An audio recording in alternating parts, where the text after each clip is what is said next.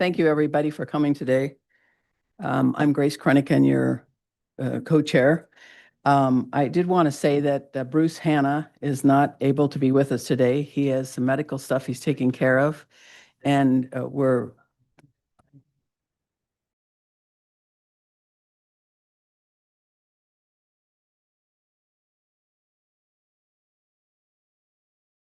so Bruce is taking care of his medical issues, which we wish him well at. And we're just going to continue to pursue continue here. Senator Starr is on his way. He'll be here shortly. And Julie Brown was unable to join us in person and on screen. There were some changes going on, but other than that, I think things are going as we planned. We're going to do three things today. Hopefully, we're going to hear from our legislative partners, and we're very grateful for you being here. I would just like to say personally, I appreciate every elected official that takes the time and works with their family to make the dedication and serve our state. I think a lot of people don't know how hard it is on you personally and how hard it is on your families. I've had the opportunity to talk with a couple of you so far, and I know I've also started as a legislative aide to Peter Courtney and worked for Mark Hatfield and Neil Goldschmidt and a bunch of folks. So I've been watching it for a very long time and serving you, serving them, them being us, the public, and I really appreciate your dedication. Thank you. We have a couple things we're going to do here today. We're going to hear from our partners, and we want to listen to you and understand what you have to tell us. We're going to look at the capital plan, the investment plan, and what that means, the capital investment plan to the changes. This is in response to some legislation and some questions that were raised, and I applaud ODOT and everyone for pulling it together. So we're going to hear what's going on there, and then we're going to receive some initial updates on what's going on in the subgroups. And so I'd like to begin with the legislators, and we're trying to find out how best our group can serve you. I understand the legislators weren't included on our group for a reason. That was the governor's setup. We here are very anxious to hear from you, as she is. So I appreciate this opportunity. Hopefully this won't be the last. And as I've said, I've had some conversations with you. I'd like to ask you, though, to do self-introductions, if you would, as we go around the table. But first, I wanted to introduce Malia, who's going to be our moderator for today, or our facilitator, I guess. Malia, would you like to say something first? Remember how to turn that on. There we go. Thanks so much. My name is Malia Masiba. I am currently the Director of External Affairs at ODOT. I've been working directly with the Oregon State Legislature and sort of in the transportation world since the 2017 package, actually, and then have been doing government relations at state agencies since 2019. So as Chair Kreniken said, we're going to spend the first and the bulk of the agenda today, hopefully just having a discussion with the legislators here in the room. We did send ahead some questions for you all, and I think we are able to get those up on the screen. So as we're pulling that up, I will also echo the chair's thanks for all of you for both your service and your willingness to take the time to be here in person today. That really does matter. I know that many of you traveled from different areas of the state to be here. And so on behalf of ODOT workers everywhere, I'll just say that we're glad that you made it to your destination safely and that you chose that destination was this table this morning. So we do have those three questions. We're going to start with the first question. I think what we're, really wanting to give this space and time to you all for your insights, for you to have an opportunity to talk about what needs and priorities you really feel that there are for both your constituents and for a successful outcome of this table. We really want this to be an open, kind of organic dialogue. So I want to encourage everyone here at the table to, engage if there are follow-up questions or vice versa from the legislators. We're going to really open this time up to you, and those three questions are more of a fallback and a guidance for this. So I'm going to go ahead and read the first one. We're asking asking, what are the most important needs and priorities that you believe should be reflected in a future transportation funding package?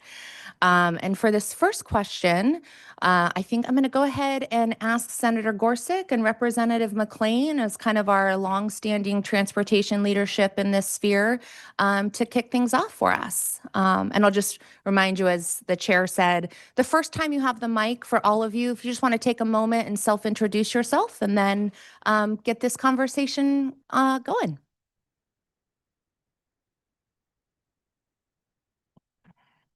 Well, first of all, thank you very much, Malia, and thank you, Madam Chair, for allowing us to come today and have a dialogue with you.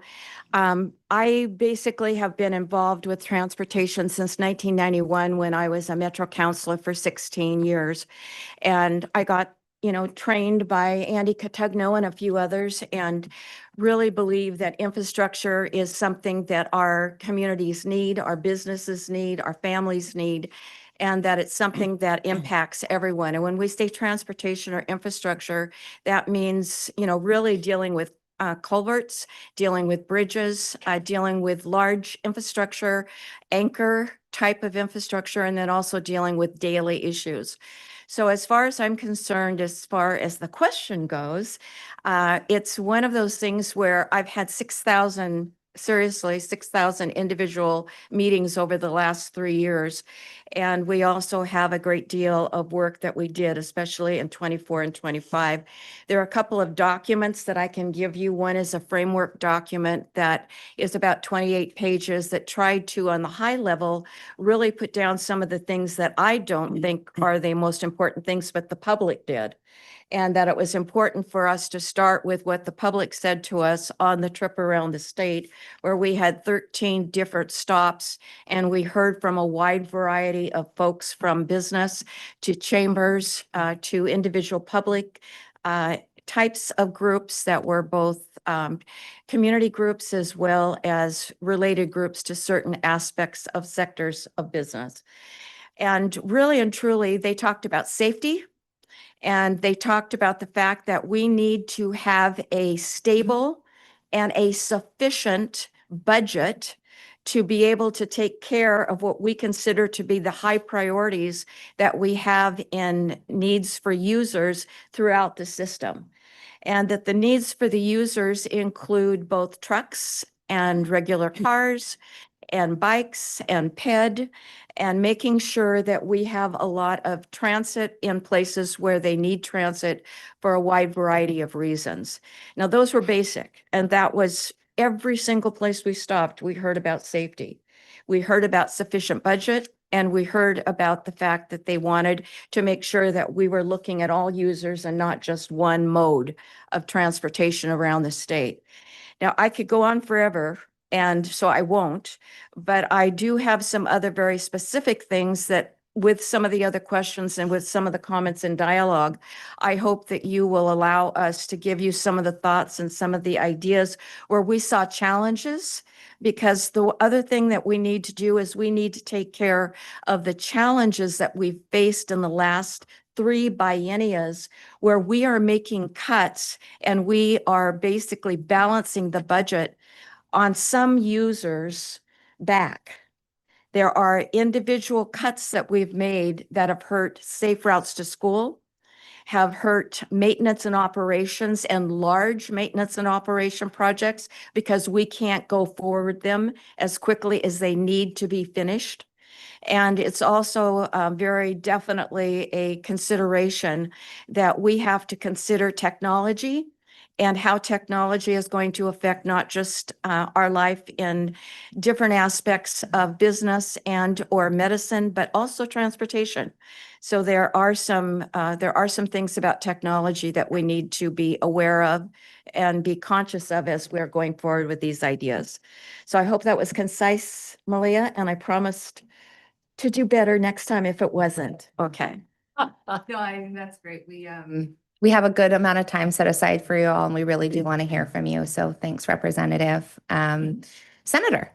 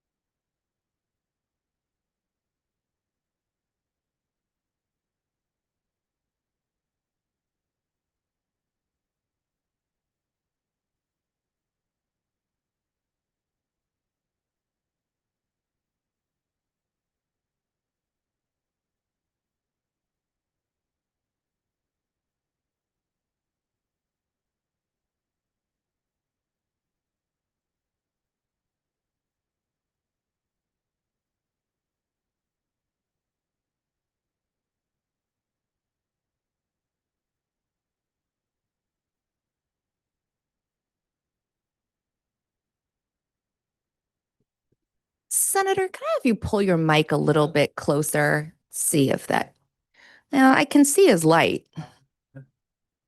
So it may just be that mic, maybe. Yeah, Oh, thank you. let's try a different mic. Sorry, I'm so sorry to interrupt. But What we is want to it? we want to make sure everyone can hear. Yeah, I think it's Okay. I think it this might be is that on. light. Yeah, I think Okay. it might be just that mic. Is that? There's a spare one. There Oh, we hey, thank you very go. much. See, solving problems already. That's it. There we Yeah, go. well, let's turn that thing off and let's go. How's that? That's much better. While we Okay. do get that sorted, for those of you, for everyone around the table, there's two buttons on the mic in front of you. The one on the right with like the person, that's the one you want to talk when it's your turn. And do make sure that you turn your mic on. We might remind you if you forget. So So hopefully, yeah. There that's we go. That's much better. Okay. Sorry about that. Technology. And this was an operator error. At any rate, so we know that, cars and trucks continue to be important.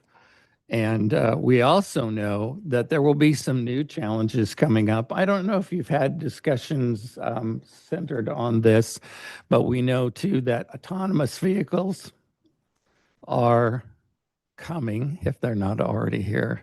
And so that will affect future car and truck operations. And so we have technology changes. By the way, there's a whole bunch, we found out going around the state, there's a whole bunch of new technologies just for traffic control, rather than just simply the red, yellow, green light, but there's all sorts of other things that are going to become more and more what is used. And of course, those things are expensive too. So new technology, those challenges, plus having adequately taken care of roadways. If you've driven around a lot of the state, it doesn't matter where you are, you will see that there is a great deal of need for maintaining and for repairing what we have. We saw a place down in, I believe it was down in the South, I think it was the South Valley, where they actually had a road that had failed on one side at a bridge. And so they don't have any money to fix it. And so they actually have to have a flagger there to get people across that failed section. We know that in talking to our colleagues and in visiting, the coast has some very significant challenges. And of course, they're dealing with not just needing to upgrade old things, but they also have to deal with climate issues in terms of for instance, in terms of the weather and all of the erosional problems that occur there. And then we know that a lot of folks have been interested around the state, going back to the folks that don't drive, in having ways to get around, like mass transit, things like that. So I think we definitely need to include transit issues in our discussions. We definitely need to talk about what needs to be repaired. And we need to be able to talk about how do we create a package that is sustainable, but that doesn't overwhelm the folks that are asked to pay for these things. So you have a lot of important things to discuss. I'm sure you've already been discussing them, and I'll stop there. 30% figure you're giving. Thank you very Is much, that- Commissioner Duran. And Ted, do you mind going ahead and introducing yourself as well? And I'll actually, if it's okay, I'll extend that to everyone. The first time that you're at the mic, if you could just go ahead and introduce yourself for everyone, both in the room and watching. My name's Ted Odlin. I'm a heavy highway contractor. I've been building roads, bridges, and dams in the state of Oregon for more years than I really want to admit. But I've been here a long time. I'm representing Associated General Contractors. where I served as a chapter president in 93, and I served as national president in 2010. So a lot of involvement in AGC. My question is on the 30% number you give, is that just people who don't drive automobiles, or are you including people who are riding bicycles? They're still on the city streets, in that 30%. That's a good question. As I understand the statistic, that's just people who don't drive. So there are also, of course, users of bicycles. And we now have these interesting powered things that, yeah, I saw a kid yesterday that was whizzing up and down my street. He had to have been going 50 miles an hour, no helmet, just kind of flying along. So there's some new challenges that are coming up. But the thing is, in terms of that statistic, I believe it's just people who don't drive. Yeah, because the electric bicycle, we're Right. seeing so many people on them, and they're using them everywhere. So they still use the highway system, the streets. Right. So they're part of our system. The one problem too is that we have a lot of folks like what you just described, but then we also have a lot of older folks that they probably wouldn't even want to use that technology. And so there's two kind of groups that are not driving cars, but they're doing other things. So you raise a very important point with that. And we hope we can continue to try and to find ways to accommodate both modes. If I could just insert myself as chair for a minute. Absolutely. It might help. I was going to get through the first set of questions and then have the committee introduce themselves. Probably bad form on my part. Why don't we go around so that you know who's here? My apologies for not doing that sooner. This is intended to be a free form discussion, but I would like folks to know who's at the table. So that's my bad. Please forgive me. Why don't we start here with Gail? Malia, you've introduced yourself. We'll go Absolutely. around and then, well, the senators and representatives can continue to introduce themselves, but it's probably impolite to not let you know who's here. Gives you guys a few more minutes of prep for that first question. Gail. Like Ted. There you go. Gail Castillo, like Ted. I'm a longtime business owner in Oregon, just recently sold. So I bring a small business perspective in terms of the challenges that we face to the table. I've also served on a variety of other public organizations, such as the Federal Reserve Board and others. So I have a background in economics, even though I'm not an economist, but discussing some of these challenges that we all face. Thank you. My name is Jeff Gritz. I'm the business manager of the Labor's District Council of Hubbard, Oregon, and Southern Idaho. Represent public sector as well, and an executive member of the state building trades. Good morning. My name is Dan Dorn. I'm one of the three commissioners of the legendary Umatilla County. But most of all, I'd like to thank everyone for being here, and also hats off to AOC. So since I'm one of the commissioners, I guess it's my duty to say welcome to the AOC building. A lot of you have been here for other functions, and always welcome. Sure. Thank you to AOC and the staff for prepping the room. I think it's a great place to use that. So thank you. Thank you, Dan, for that. I think as chair, I've been former director of ODOT. I think that's the most relevant experience I've had. Good morning, Patrick Nofield. I'm with Escape Lodging Company, the owner of that company. We're a hospitality management and development company based in Cannon Beach.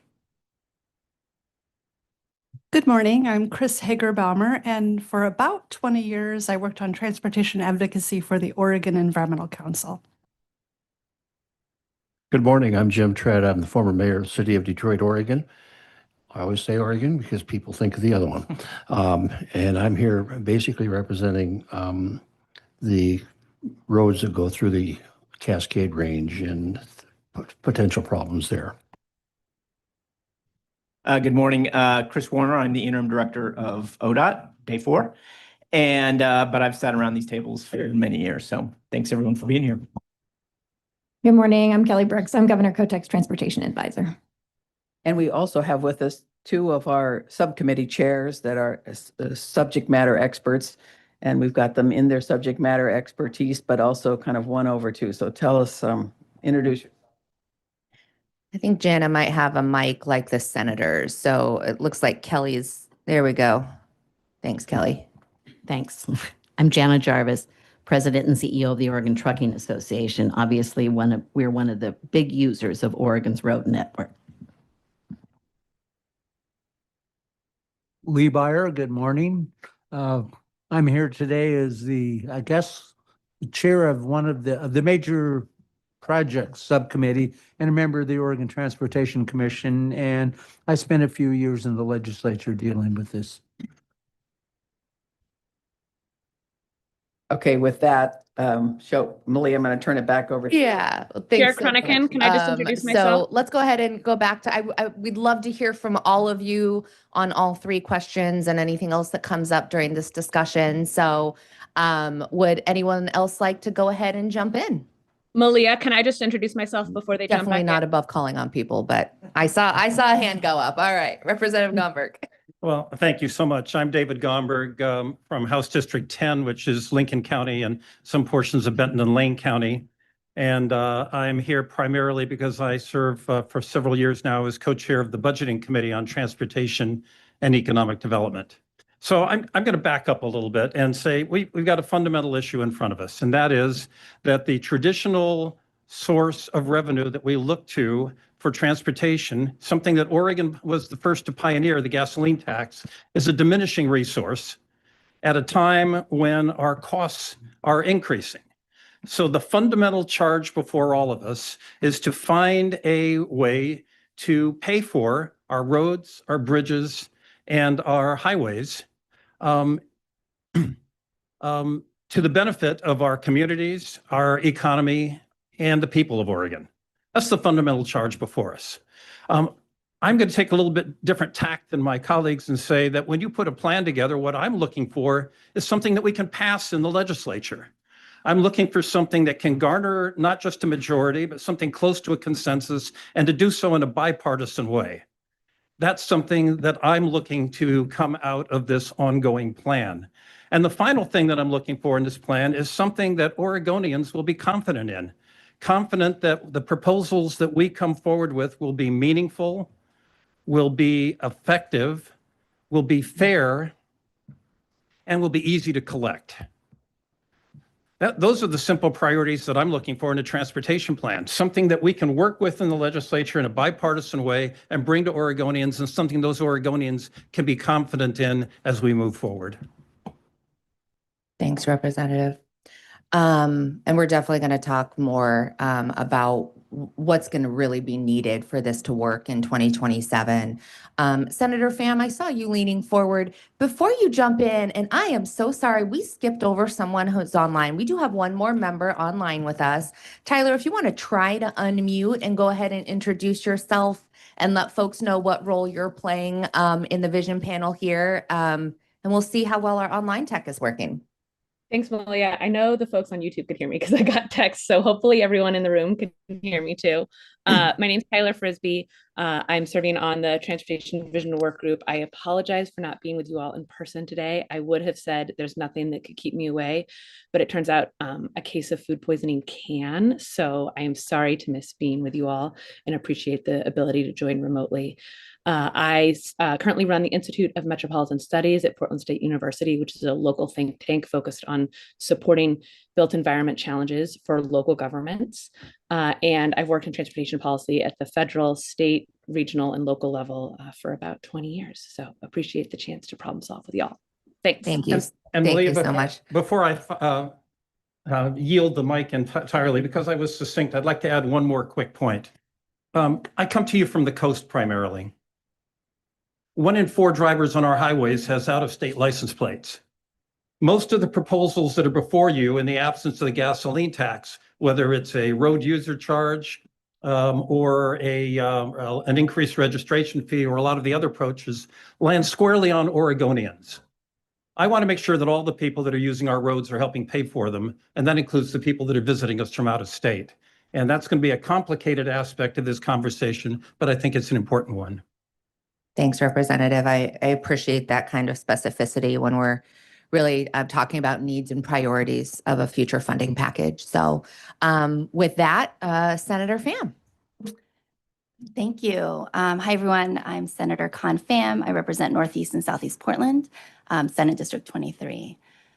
Building off of what my colleague Representative Gomberg was talking about, I think I'll talk about two things. First, I think we need to retool ODOT for the 21st century. And I think what people are looking for is really making sure that there's accountability, and we've got some guardrails for good governance and how we spend our dollars.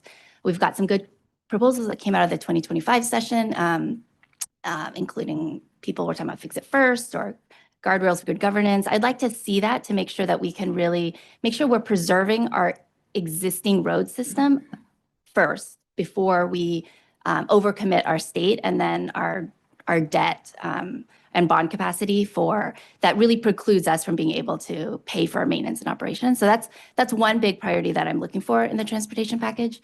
Another one in my district, and really the region, I think, is looking at transit funding. We know that reliable transit is so important to our state's affordability goals.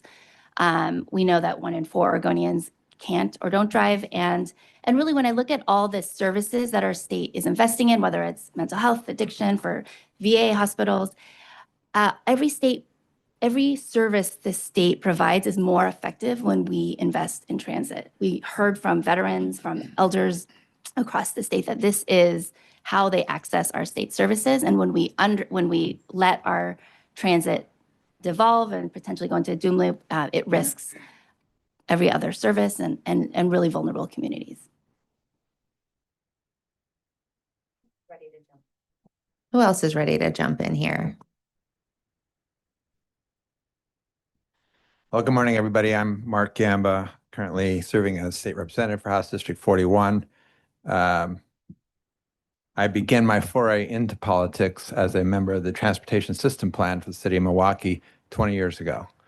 I've been a planning commissioner, or I've been a city councilor, I've been a mayor for 8 years, served on the R1 Act, served on Clackamas County Coordinating Committee, and served on JPAC in the metro area. So I'm fairly well steeped in transportation. There's a lot we need to be doing with our transportation system right now. This is a period in time when we need to be evolving it. And yet, I have to say, just as a sane human being, the number one problem we have is we do not have a sustainable system for just keeping what we have functioning going forward. We do not have enough funds, and not by just a little bit, by an order of magnitude practically. We have bridges in this state we're not going to touch for 900 years. 900 years. How many bridges do you have down in your county right now? Down. That's the beginning. That's what we're looking at. And every time you let a road degrade to a certain point, it's going to cost you 10 times what it costs you just to keep it repaired. So the further we let our system slide, the more expensive in the end it's going to be to fix it. That has to be our number one priority. We never index the gas tax to reality. So inflation is what's gotten us here. The fact that the cost of construction is going up far faster than our revenue source is. And this is where we are. We've also tacked on big projects for ODOT to do, knowing when we tacked them on that ODOT did not have sufficient funds just to keep the system operating that we have. And we gave them more projects to do, and then we wonder why ODOT is failing. So our number one priority has to be to establish a sustainable funding mechanism going forward that keeps the system we have functioning. It's a very expensive system. If we let it degrade, it will just be that much more expensive. Then beyond that, the transition that I talked about, we need to be leaning into transit. The best way we can uncongest roadways so that trucks can get through is to get people out of cars and into other modes, right? Particularly in the major metropolitan areas. Get people on bikes, get people on transit, give people opportunities to get to where they're going safely and comfortably without having to be in a single occupancy vehicle. That's the transition we should be working towards right now. And yet our number one thing has to be keeping our system functioning. So there's a whole lot more I could say. I actually did. 2 years ago, I wrote up a thing for my fellow legislators that some of them read. I printed up a bunch. I'll pass it around. And it's a more holistic look at the system that we need to be building and the things we should be thinking about as we're devising our next century of transportation. But critical top foremost thing has to be a sustainable, moving forward system that funds the basic capacity to maintain the system. Full stop. Thank you.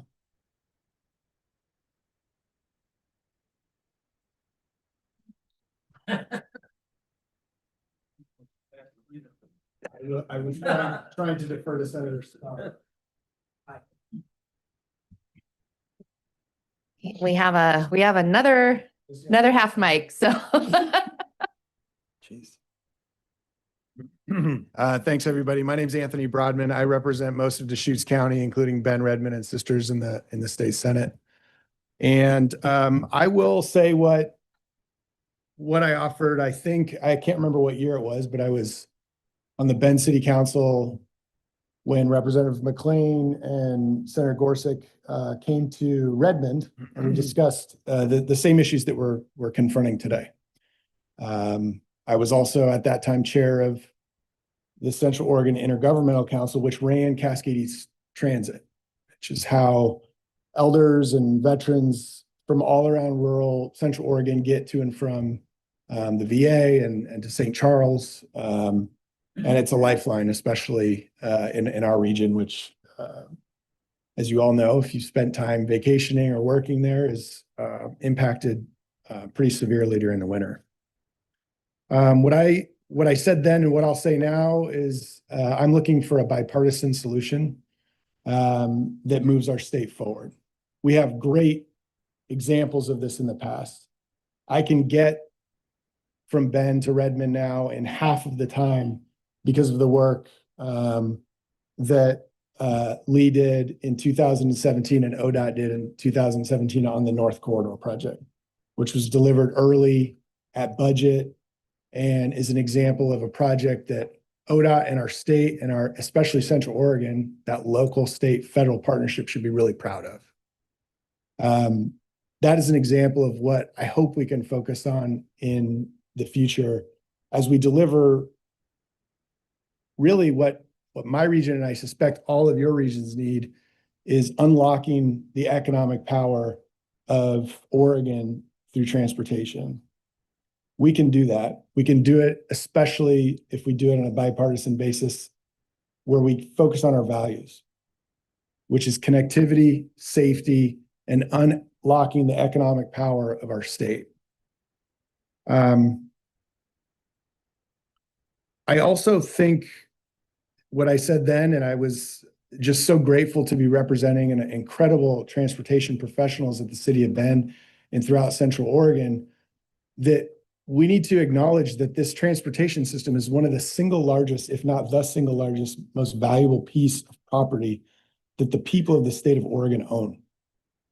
And keeping the good roads good and investing in the medium projects that are delivering for people who need to get to and from work, who need to get to and from emergencies, kids who need to get to and from school, is one of the things that Oregonians see when they interact with the state.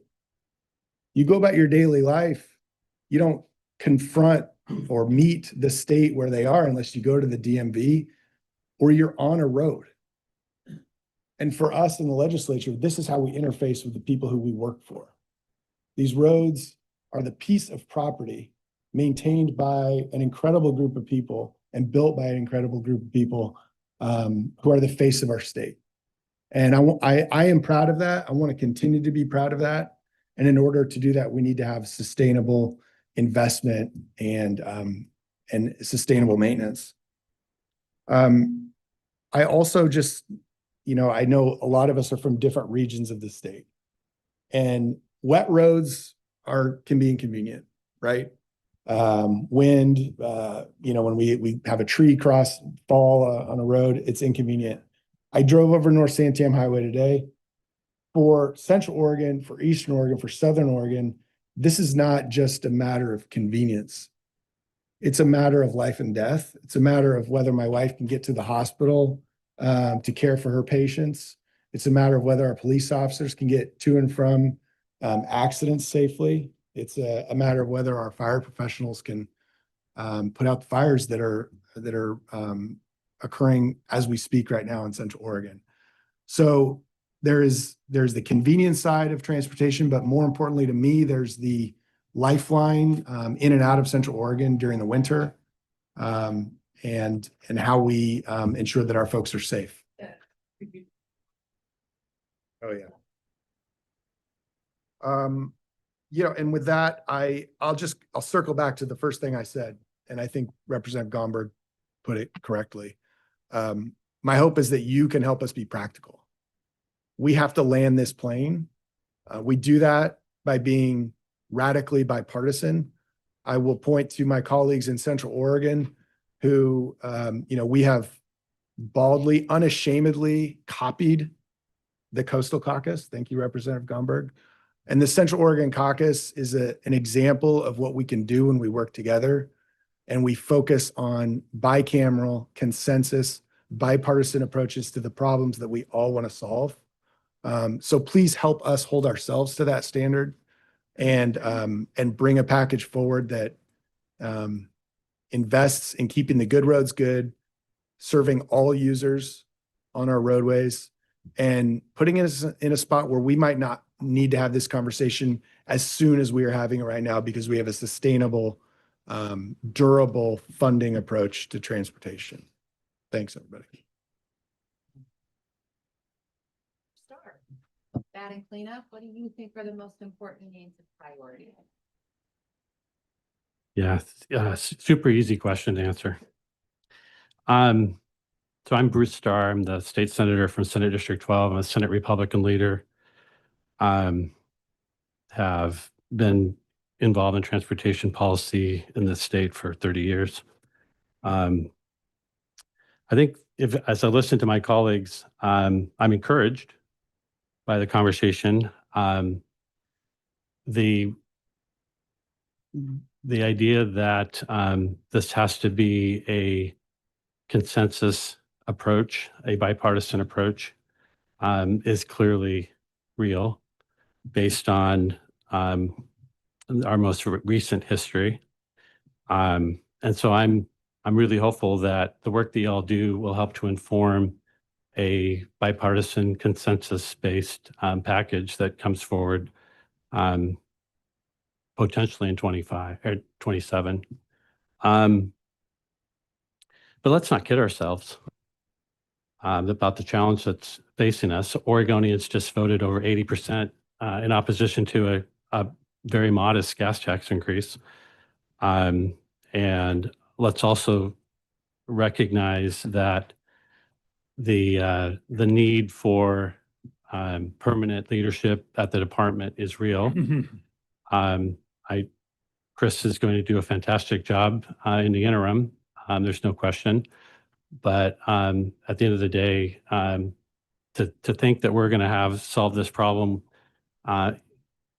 without having a permanent director who will breed confidence both in the public and in the legislature is, I think, a fool's errand. So from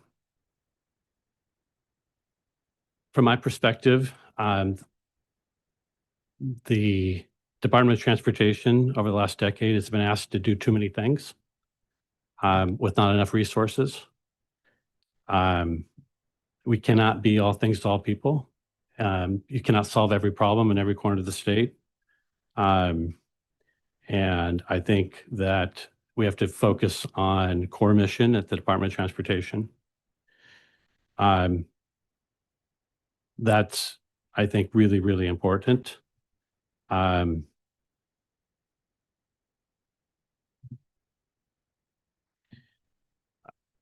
And most of, what is that core mission, Senator, if I could interrupt?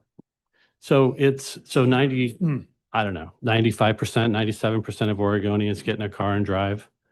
Our, we've got the trucking interest here. We've got, we've got folks that ultimately get it. I mean, Senator Rodman talked about the need in Central Oregon, rural Oregon. It is roads and bridges, this core mission. It is making sure that we have a economic backbone that's necessary for an economy that can function. That means solving bottlenecks where bottlenecks exist, so that freight can move efficiently in our state. That's what core mission is. It is not solving the climate problem. That is not the core mission of the Oregon Department of Transportation. It is not feeding agencies in our state that are failing and just piling more money on them. That is not core mission. And so at the end of the day, we can't do all things for everybody. The work that, I mean, I can go back to 2001 when I drove a hydrogen electric vehicle around the state capitol and thought, oh my gosh, we aren't going to have gasoline powered vehicles forever. Maybe we should think about how we're going to transition. So the fact that we are actually going to transition to a road user charge, I think that's a big part of this overall conversation. Yeah, I mean, we as legislators need to work together. We today, those sitting at this table and our colleagues that are going to convene down the street in about 6 months, we are the current stewards of the system, and it's our responsibility to steward it in a way that that recognizes the importance that it is to all of our constituents and our economy. So those are the places I think that are really important as we contemplate this challenge that's in front of us. Again, based on my experience, having come back to the legislature after being gone for a decade, and listening to my colleagues on this panel this morning, I'm encouraged that we can solve this challenge, that we can solve this problem. But let's not kid ourselves. It's a big one. And I believe the solutions aren't obvious. I think some of them we need to think beyond what is right in front of our face and be creative about how we ultimately solve some of these challenges. So thank you. Thank you. Commissioner. Thank you. I'm really encouraged by hearing you guys comment this morning. Having been involved in this stuff for a long, long time, Senator Starr, I remember back in 2001 when we passed a diesel tax, and Bruce was very helpful in taking a defeat on the floor of the House and turning it into an approval. Unfortunately, lesson learned, that was referred to the voters because we didn't get AAA involved in the discussion. And it was defeated by 87%. As I told Representative McLean after the last one, I says, well, the good news is that your measure failed by less than the one that I did. But my lesson that I learned off of that is anything that gets referred to the voters, I don't care how great it is, will go down. That's just reality. Lesson learned from the various OTIA packages that Chris was involved in and Bruce and the others is that you have to have a bipartisan package. And to get a bipartisan package, not only do you have to have all of the legislators involved, but you have to have the broader interested community, from the environmental community to the transit folks to the truckers, you got to have them at the table, and people need to realize not everybody's going to get everything they want. You need a compromise, and I think Bruce is right. We're in a changed time. My ask of you as you get there would be, I learned a lot. I thought I knew a lot about transportation when I was in the legislature, and I think probably Bruce and I maybe, and now Susan, knew more than most legislators. I didn't know anything. I discovered when I got on the OTC about operating the department. It's a lot more complex, and people think that it is more difficult. But what's clear to me now is that the legislature, as the policymaking body, you need to decide what that core package of services are and at what level. And I will tell you that I would ask you to bifurcate your discussion. Decide what it's going to take to maintain the system that we have to the level that you think is appropriate first. And I will tell you, we don't have the money in the system to do that today. And then on top of that, decide whatever projects you want to fund the improvements, and you need to find a way to fund those separately, whether it's debt with dedicated revenue or not. You just need to separate that process to get it going. And I think it's helpful. I will comment, because there's been a lot of discussion on accountability. The 2017 bill that came out had dozens of projects in it, including 3 in the metro area that have become controversial. Lesson learned from that is that, with one exception, a project that proved to be infeasible in Oak Ridge, all of those projects were delivered, most all of them on time and on budget, including a bridge down in Southern Oregon that people love now to go to Coos Bay. The 3 projects, lessons learned about the 3 big projects is the legislature approved those before there was any estimate of the cost, and before there was agreement in the broader community what should be part of those projects. And that along with cost escalation has driven the price out. So it'd be nice to have a system where the legislature decides what the project is and don't approve it for funding until you get a solid estimate beforehand. So that's kind of my ask. Thanks, Commissioner. And Senator Pham, I think I saw you wanting to comment as well, and then we're going to go ahead and move on to the second question. Of course. Yeah, I wanted to comment on a couple of things. So I do want to acknowledge that, of course, we're going to have challenges, but I also think that the political headwinds are going to be different as we come into 2027. And I just want to say that I definitely think there's a lot of lessons to be learned from 2025. But I think the lessons are, we need to make sure that we are delivering a transportation package that is accountable and that Oregonians can really understand what they get for their dollars. The lesson is not to shrink back and shrink on the services and the transportation system that's offered, but to really make it more clear how we are being accountable to what Oregonians have told us that they need. And one thing I didn't mention earlier was that Rep. Gamba and I serve as co-chairs of this Joint Transportation Oversight Committee. And I encourage you to listen. We've had some really great hearings.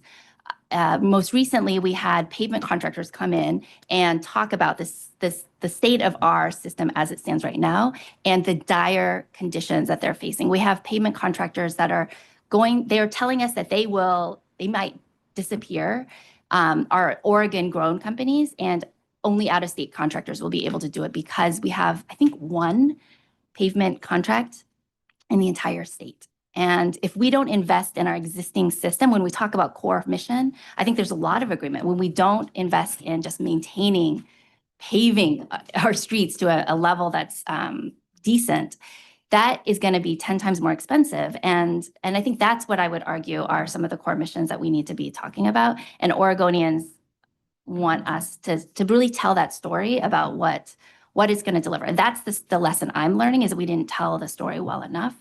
But we can't be shrinking back from what Oregonians need.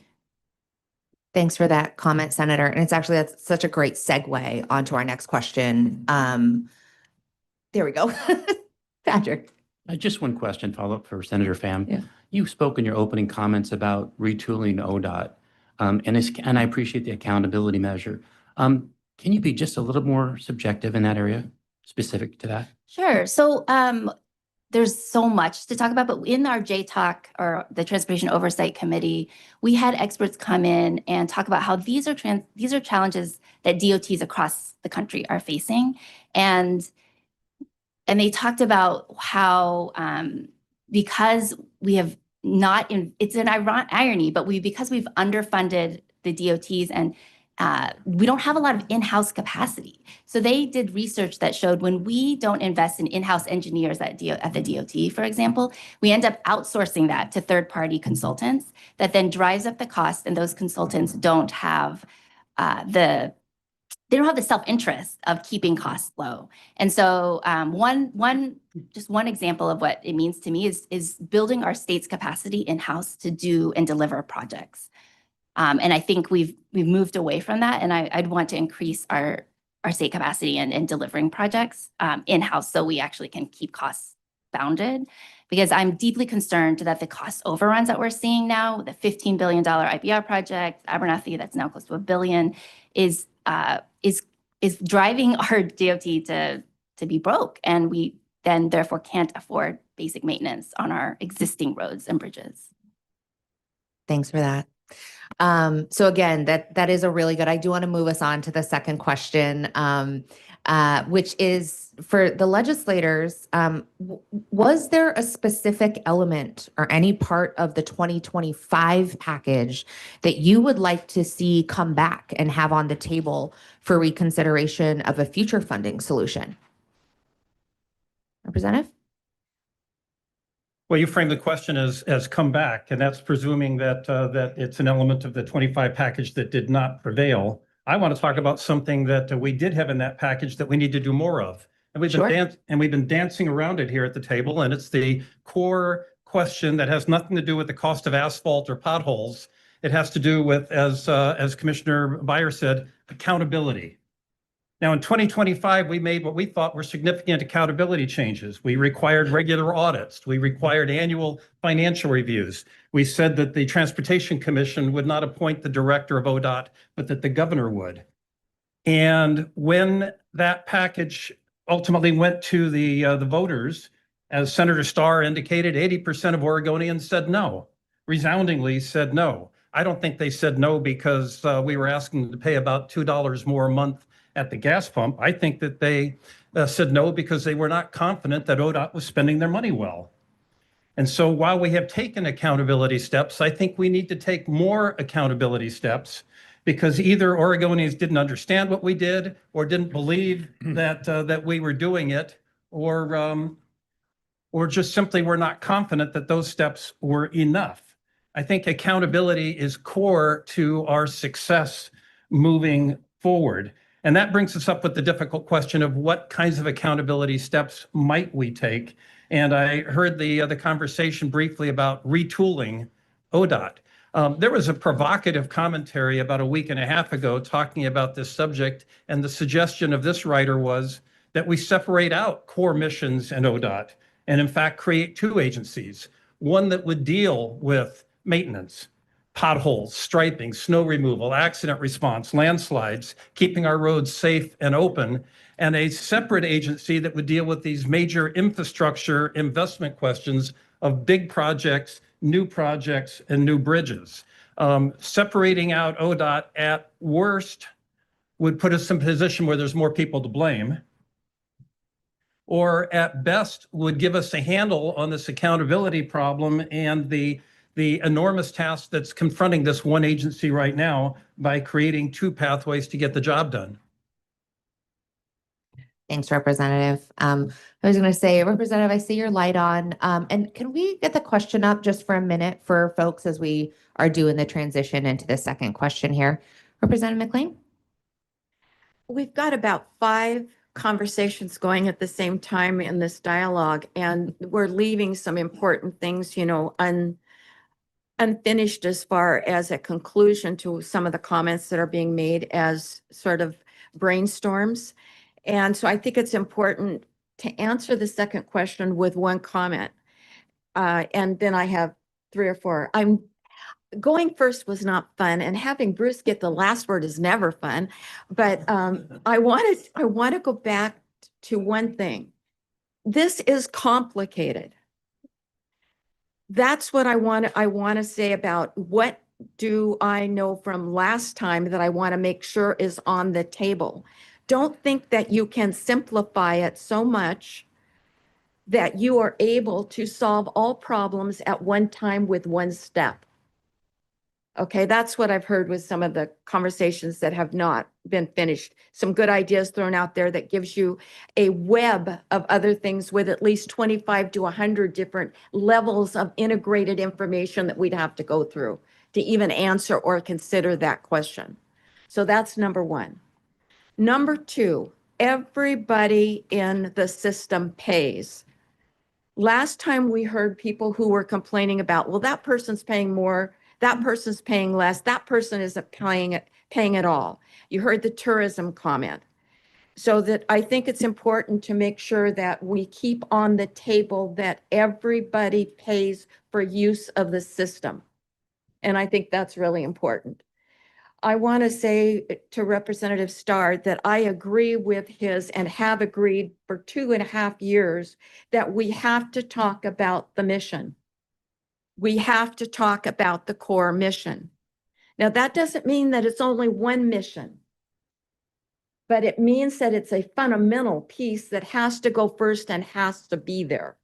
A core mission is fundamental and has to be there. So that's something we actually have to take on, and we have to do that with you, and that's what we need.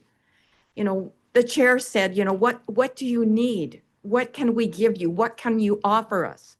We need to have you go into that conversation as much as we have in the last 3 years, and to come up with a consensus that's from that general public and the businesses that you represent and the jurisdictions that you represent and the communities you represent across the state, that we can agree, yes, this is the core mission, and this is where we need to go first, and this is fundamental. Now, the other thing that I think is important that was said, you heard a lot of people around this table already say bipartisan. Bipartisan means that we are agreeing to the core solution, that we are agreeing that we need to pass that in 27 to go forward. Because folks, I don't want to be in a 4th biennia where we are having to balance a budget poorly, and the only way to do it is cut, cut, cut. And now to the final thing about accountability. Accountability is in the eyes of the beholder. There is not one definition to the accountability. Accountability means that you have a review process and you have a matrix that works to get you the system that we believe that Oregonians deserve and need. So I want to be honest about accountability. We can do 5,000 things. And as been pointed out, we have an accountability committee. We changed a lot of sort of guidelines and also directions and also information that we were taking out with data from all of those different efficiency reports and audits. We have already started down that road of changing process, changing priority, and making sure that our staff is doing more and better than they've done in the past. So we've already started that, but we can, again, we have to continue to remember that we've got to prioritize accountability and look for the places. We know that big projects is an area where we want to go. We know we've already started that with it's not that we, as a legislator, agreed to a project without knowing the cost. There is a process that includes the federal government and includes the contractors and includes the community that the project's in that have to be coordinated. And then we have to deal with the global economy and everything else that's going on as far as supplies and cost. So it's an ongoing rolling assessment, really and truly, of what is changing in the world that might possibly change this project, and do we think we need everything that we originally said we had in it? It's a constant, ongoing, changing factor. It doesn't stand still. And quite frankly, we've all been involved in this room with a lot of those projects over 10, 15, 20 years that have morphed as necessary. So I just don't want us to give us a problem or think we're going to solve a problem of ongoing cost change because of circumstances out of our control. Okay, you gave me, Yeah. I was really short the first time. Thank you, But I Representative. just really think that it's important. One final thing, if you want bipartisanship, then realize that you've got people on both sides of the aisle that believe that vehicle miles traveled is a future tool that has to be started, and that the quicker we can get people into that system, the better off we're going to be. And you can hear from others all around the table, as well as people not here, that they agree on that. So let's talk about things we agree on. Thank you, Representative. I appreciate your nod to the dynamic nature of managing a system of this size. I'm going to do a time check. We have 30 minutes left. We're about halfway through. So I do want to give folks an opportunity to address the second question, which again is, are there any specific elements or anything from the previously proposed package that you do want to see come back? Anybody else want to? I see Representative Gamba leaning forward, Senator Gorsuch. Shall we go ahead and go in that order, and then Senator Pham? As you put this question forward, the road user charge was mentioned, and in this segment, I would hope you'd address that if you have some perspective on it. Thanks. That helped.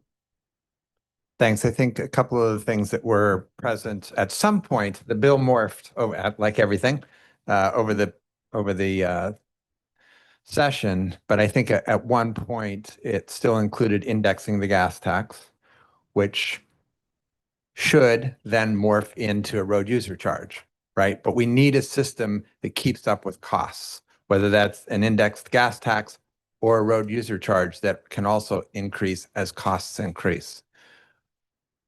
The problem we have run into is we have set a flat gas tax, it's currently 40 cents, right? Currently 46. Okay, 40. I don't buy gas, so. And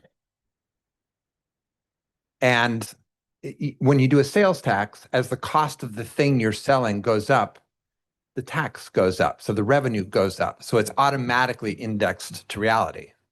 When you set a flat number and then the rest of the world moves on, that amount of money becomes less and less and less every single year.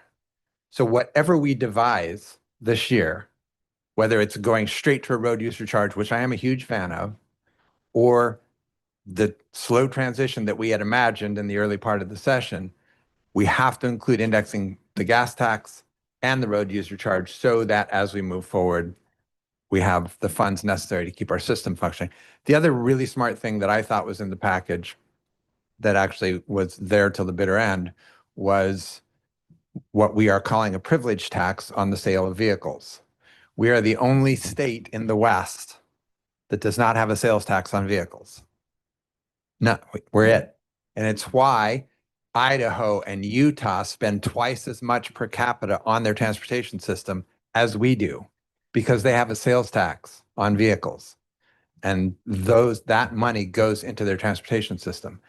That is a smart thing to do, and we need to move ahead with it. The way it was devised, that was going to cover the debt service on our big projects. It was going to cover fixing what we call the Great Streets program, which is streets that are designed as highways but functioning as main streets through a lot of cities. And they're very, very dangerous places. Those have to be fixed. So it was a significant amount of money for both of those and for safe routes to school, which we've gutted recently, and a couple other things we got out of just that sales tax concept. We called it a privilege tax, whatever. Those two things, I think, were really fundamental financial mechanisms for us, allowing us to move forward. Thank you. That's helpful. Senator Gorsuch. Look at that. I think it's working. Well, there were a lot of things, as you know, in that last package, a lot of good things. But I think the thing that has to come back to us is the fundamental question. How do we pay for the system? You know, we talk a lot about, and by the way, I agree with Representative Gamba about all of those things, but I think we have to start at how do we pay for it? And I think sometimes we get kind of distracted from that and don't really answer that question because there's so much need and well, oh wait, we have to deal with this and then we have to deal with this and this. And so I would just ask that the fundamental thing that we do is to focus on how do we pay for it. And I mean, if we don't do that, then we're going to end up right back where we are. And it's only going to get worse with inflation. Thanks.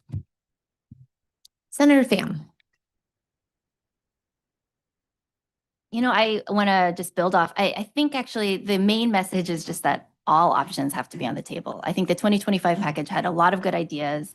My favorite was the Tesla tax, the high income vehicles tax, just on, I think it was like over $100,000, $75,000. But if you can afford a new car over $75,000, I think that was my favorite. But I think the road user charge, indexing, I think giving local jurisdictions more flexibility in their own gas taxes is important. I think the 2025 package had a lot of really important and valid mechanisms, and there's other mechanisms that we didn't look at. And so I just encourage the task force, the work group, to really look at all the options. Thank you. The specificity again is helpful. I want to give folks another opportunity to sort of answer the question of what from 25 would be something you'd like to see again. Representative Gomberg, it looks like you have something there. And then I think we'll have about 20 minutes to do our last question, which I'd love to hear from everyone on there too. So Representative Gomberg. Well, yeah, second time in the queue with apologies, but the RUC question was asked after I spoke. So I'm hearing a lot of enthusiasm for the road user charge. Let me pump the brakes for just a moment here. And I want to put aside for a second perceived questions about privacy. I want to put aside perceived issues about rural drivers having to go more miles than urban drivers do, because rural drivers are buying more gasoline now than urban drivers do. But the issue I want to talk about is the process of me reporting my miles or you collecting that information by some other means and then sending me a bill. And my colleagues know my passion for the question of uncollected revenues in the state of Oregon. Each year, people fill out their income tax forms, send them in, but you know how many people don't send a check? $800 million a year in income tax revenue not collected by people who report that they owe that revenue. I'm concerned about us creating a huge infrastructure for the road user charge and then finding a way to ensure that Oregonians actually pay it. So if you choose to go that direction, please keep that aspect of the question in mind. Thanks, Representative. And I'm going to let Senator Starr jump in since he hasn't addressed this question yet. So the road user charge is super simple.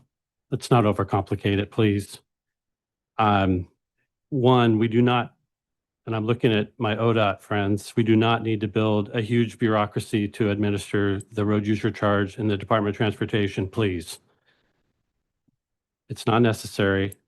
What we need is an audit function and a legal function at the Department of Transportation. The administration of the road user charge will be handled by an outside vendor who has the technology today to basically read the miles driven from a vehicle because of Wi-Fi and all the technology that exists today. And that individual will pay their road user charge just like we pay our cell phone bill and virtually every other utility bill that we pay today. It's automatically deducted out of our checking account. It is simple, it is easy, it is not, nobody's tracking anybody's driving anywhere in the world. If an individual does something that they ought not to do, the local police can subpoena your phone records and find out exactly where you've been in the last 30 days. They won't need to know, they won't need to deal with your vehicle miles traveled. So the privacy piece, I think, is moot. the idea that this is super complicated is not reality. And we need to have an agency that is right-sized on the administration of this. We do not, please do not build a ginormous bureaucracy to do this. Audit function and legal function. And we've got vendors ready to go. Let's put the RFP out and select one vendor, not 5. Because if you have more than one, nobody will do it because of the economies of scale, especially at the beginning when you have so few vehicles. And we've asked for, I believe it's in statute, I believe we said put a cap at 10%. Isn't that in the statute? 10% admin cost. That's still not as good as we get through the fuel tax. But there's a cost to collection of the road user charge. From my perspective, we should accelerate that as quickly as we possibly can. And it is a fair way to collect transportation. It's a transportation utility tax. It's a fair way to do it. The gas tax is completely unfair.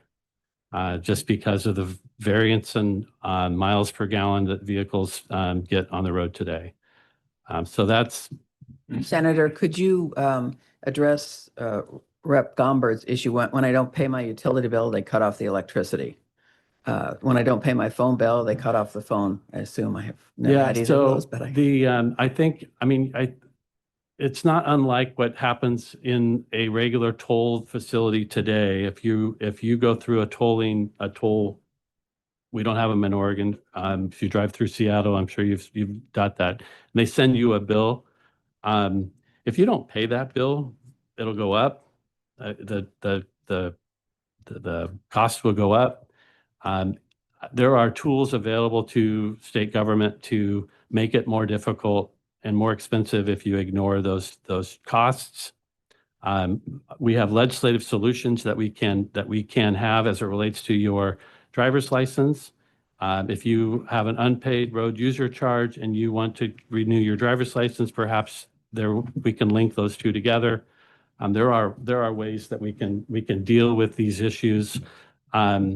It's a legitimate issue to address, though. Legitimate. Oh, there's no question. I mean, yeah, we have to address the issues. God bless folks. I mean, I live in a more rural area today than I did a decade ago. I drive more miles today than I did before.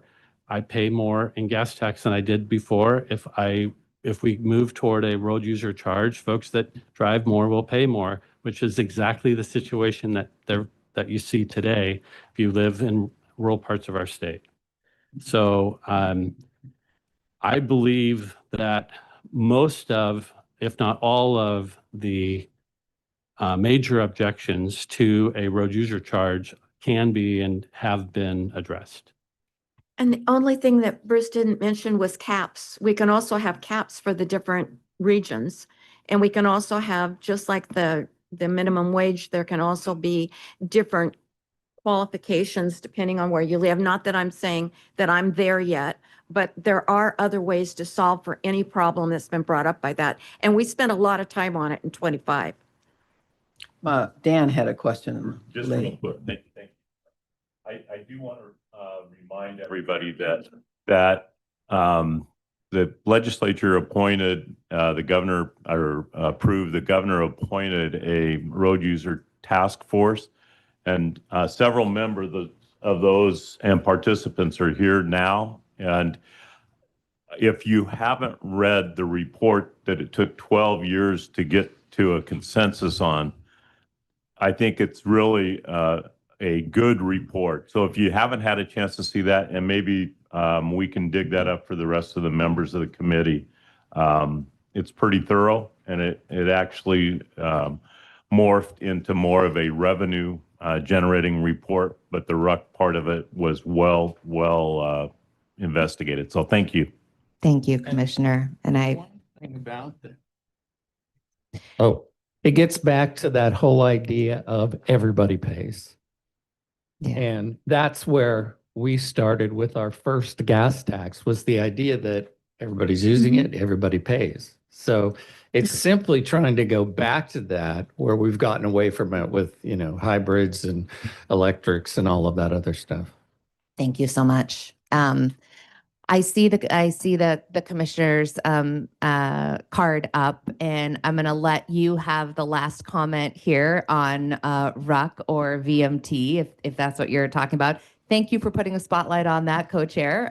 This has been a great discussion. I just want to leave us time for the last question as well. So, Commissioner? I'm in complete agreement with what Senator Starr was saying, but there are, besides the collection issue, which is part of this, there are two other issues that are really tough to deal with.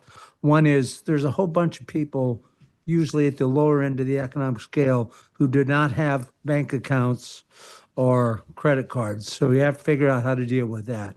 The other one is we still haven't figured out a way, how do you deal with the out-of-state driver?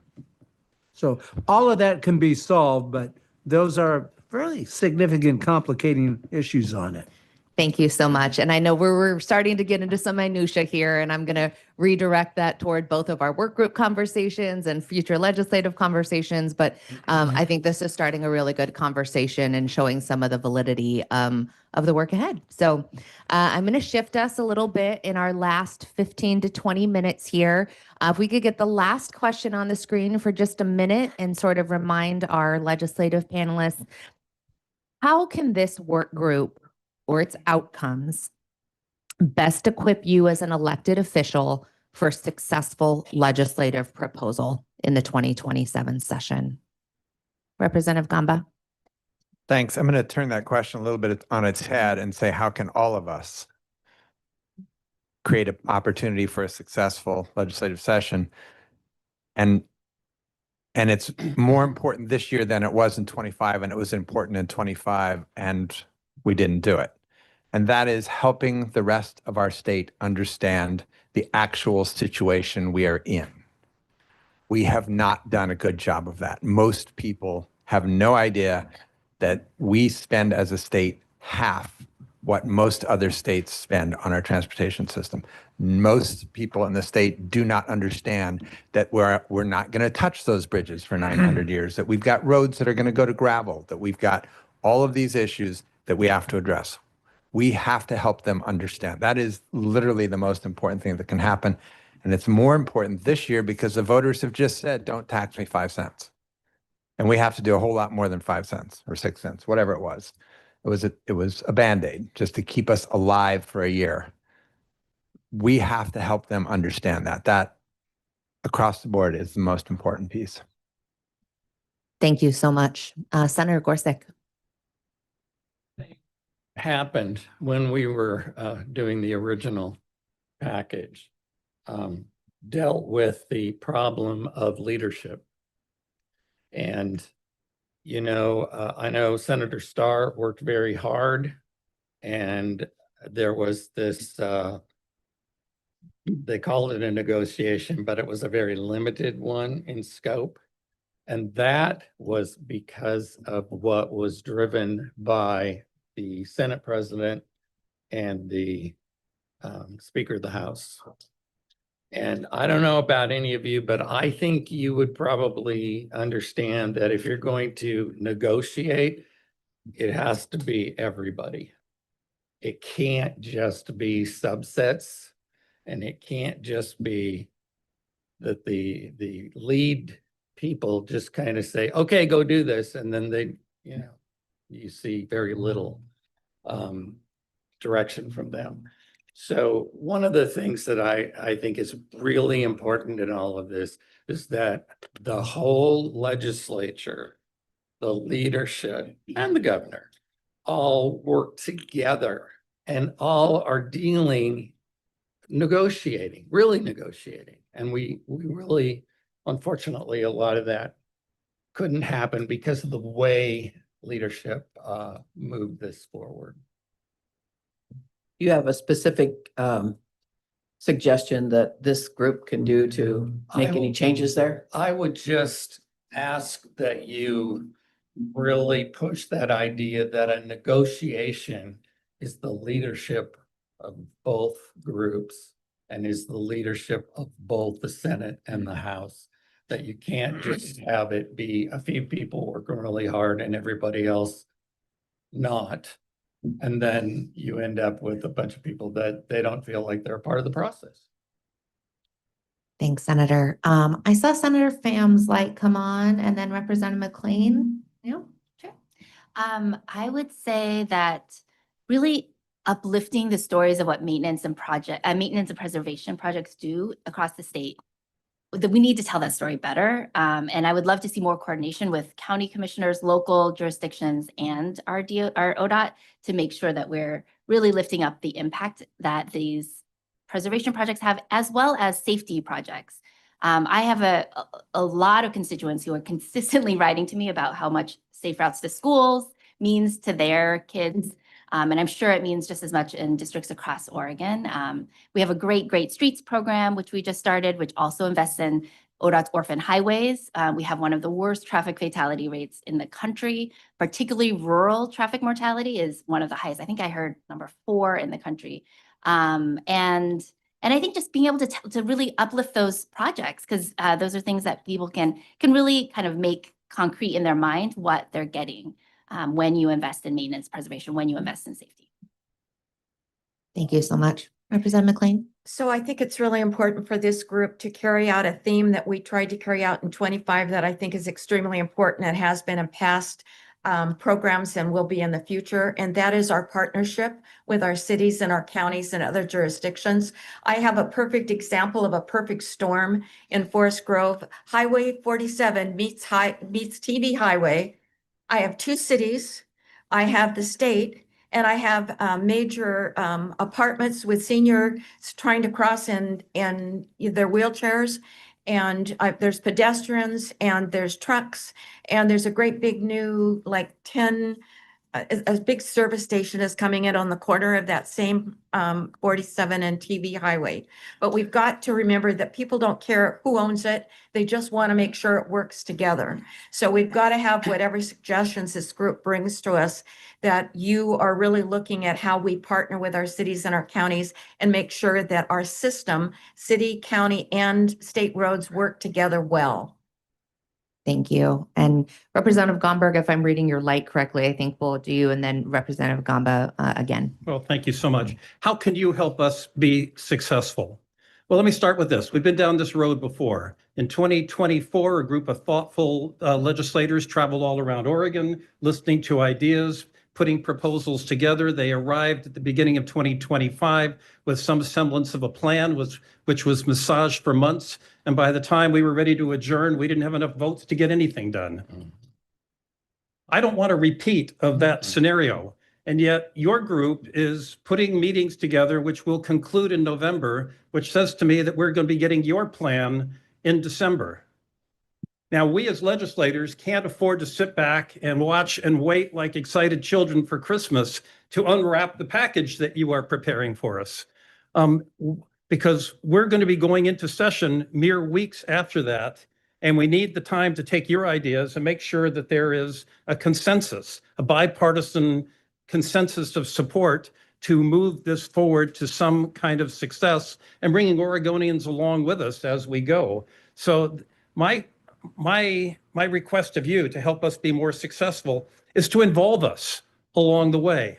There aren't any legislators in your group. Some of us are going to be at least monitoring your activities, but reach out to us with ideas, what's possible, what's practical, and what's meaningful, and has a good chance of actually becoming law by the time we adjourn this time next year.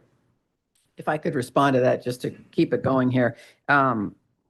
Representative, just to be clear, we're not going to have a package. We're not going to have a legislative piece that we give to you. We are going to come forward with a statement of the needs, and we will try and put that together just as quickly as we can. We're working on some things in August so that it'll be clear. I want to give you some feedback, not personally, but just some of the observations that have been here. So we've heard you today, and others can edit. And then we will be involved. We'll be doing this back and forth. We are trying to find our way as well. We're looking for a clear statement of the needs. It'll be coming out of our subcommittees, our subgroups. We'll be bringing them forward. And then as we start to put things forward, our report is to the governor. I've always said, and others will see it. I mean, it won't be something in private. And then your involvement will be there all along. So as you are brewing your own ideas and have access to legislative counsel, you're going to be free to do what you want. I'd like Kelly to maybe add anything else from the governor's perspective on this, but we don't expect to be doing this in isolation, and we expect to be having some conversations back and forth. Kelly? Sure. Yes, absolutely. So I believe we will just keep talking to you. So we'll use our opportunities at legislative days. We'll continue to have folks come together and get regular updates. This is a no surprises process, and it's intended to provide a framework of viable consensus-driven solutions that you can work from. And I appreciate the time sensitivity here, and whatever we can do to help get you information when you need it, we'll work to do that. Thanks so much. Representative Gamba. Well, I think Representative Gomberg pretty much got the message across, but I was going to answer Grace's original question of what are the specifics for how we solve for the problem that Senator Gosek illustrated, and that is get the damn bill out much, much, much earlier so that we can then start negotiating the bill. Without a bill, it's all vaporware, right? It's all somebody's imagination of what's there, and no one's going to respond to it, and there will be no negotiations. So the point that's been, I think, made very clear is the bill has to come out like end of January, beginning of February. I mean, that's how early, so that we have the time to work it through. Thanks so much. And I'm glad there's such a good collection of legislators here to hear that, so you guys can put a plan for that together. We have just a couple of more minutes. I'd love to hear from Senator Broadman and Senator Starr on, how we can best equip the legislature for a successful 27 package. Yeah, thank you. I concur with a lot of what I've heard from my colleagues. For me, and I, as Senate Finance and Revenue Chair, I would love to leave the politics of 2025 behind. I don't want to leave the work behind. There's a lot of great work. But I definitely look at this as a blank slate in terms of the possibilities. And so, I definitely don't want to waste any of the time and resources we've all as a state poured into this process, but I'm hoping that we're coming at this fresh. Otherwise, I do think we'll have, I do think we're going to have problems getting something done in the time frame that we're talking about. So I think I concur with a lot of what my colleagues said. Two, again, as speaking from the revenue side of things, a lot of what we're talking about is budget. And I get concerned when we're kind of and maybe this is because I run a small business, when we're conflating revenue with budget, it puts us in a dangerous spot in terms of durability of this funding approach for the future. So I love what I heard from the co-chair. You're focused on needs, and concur with everybody about defining the mission that we're paying for. That is a budget conversation. All of us will do our work in both chambers, both parties to negotiate the funding mechanism for a budget. But we need to know what we're buying. Oregonians need to know what we're buying. So, and this could be my bias, but for me as one single legislator, I need to be able to look at this on both sides of the coin, the budget side and the revenue side, because that's how this isn't a business, this is a government, but that's how those of us who come from business look at this conversation. And then the last thing I just want to elevate is none of what we're talking about is possible without workforce. And the people who I heard from most as we were gearing up for the 2025 vote was my ODOT workers and my contractors who live in Redmond, who live in Bend, who keep our roads open, who are actually doing the work of building a connected system. So without the men and women who are doing this work, none of what we're talking about really matters. And that's what I need to advocate for the state, is to really elevate the fact that we're not going to pass a bill and magically have a workforce that is ready to do all this. And we've done some damage as a state to our agency. And I want to fix that. So please help us elevate, the men and women who are going to make this all happen. Appreciate those sentiments. Great. Last couple of minutes here, Senator. Yeah, so I want to highlight one piece that survived the referendum, and that's the performance audit that is underway right now. And I'm honestly optimistic that recommendations coming out of that are going to be helpful for the department going forward. And I would encourage the task force, the work group here to see what they're doing, potentially encourage the governor to and the department to adopt some of the recommendations I believe that are going to come from there. Representative Gomberg referenced former Senator Metzger's column of a couple of weeks ago, which is really the same kind of situation that you have in British Columbia, where you have infrastructure BC. It's something that we've looked at before. I think it's something worth looking at. I think we need to reimagine the Department of Transportation. Does it make sense to have DMV as part of the Department of Transportation? Does it make sense to have a rail division as part of the Transportation Department? Do you pull out rail and transit as a separate standalone agency? I think we need to think about those bigger questions. I'm not suggesting that I support or oppose any of that, but I think that those are questions we ought to put on the table. And as a work group, it might be worth considering. You have members in the work group that engage with the Department of Transportation in your current capacities. And you understand historically, because of your experience, how the agency has worked in the past, and potentially best practices that you see in other states that I think are worth considering and looking at. And lastly, I would hope that, and I'm going to go back to where I started this conversation, I would hope that as a work group, and again, based on your collective experience, make recommendations to the governor as it relates to the director that is ultimately going to be hopefully identified by the governor and confirmed by a Senate, that's ultimately going to take the reins of this agency and help to build the confidence that is necessary so that Oregonians and legislators will feel confident in continuing to invest in our Department of Transportation. So thank you. Thank you so much.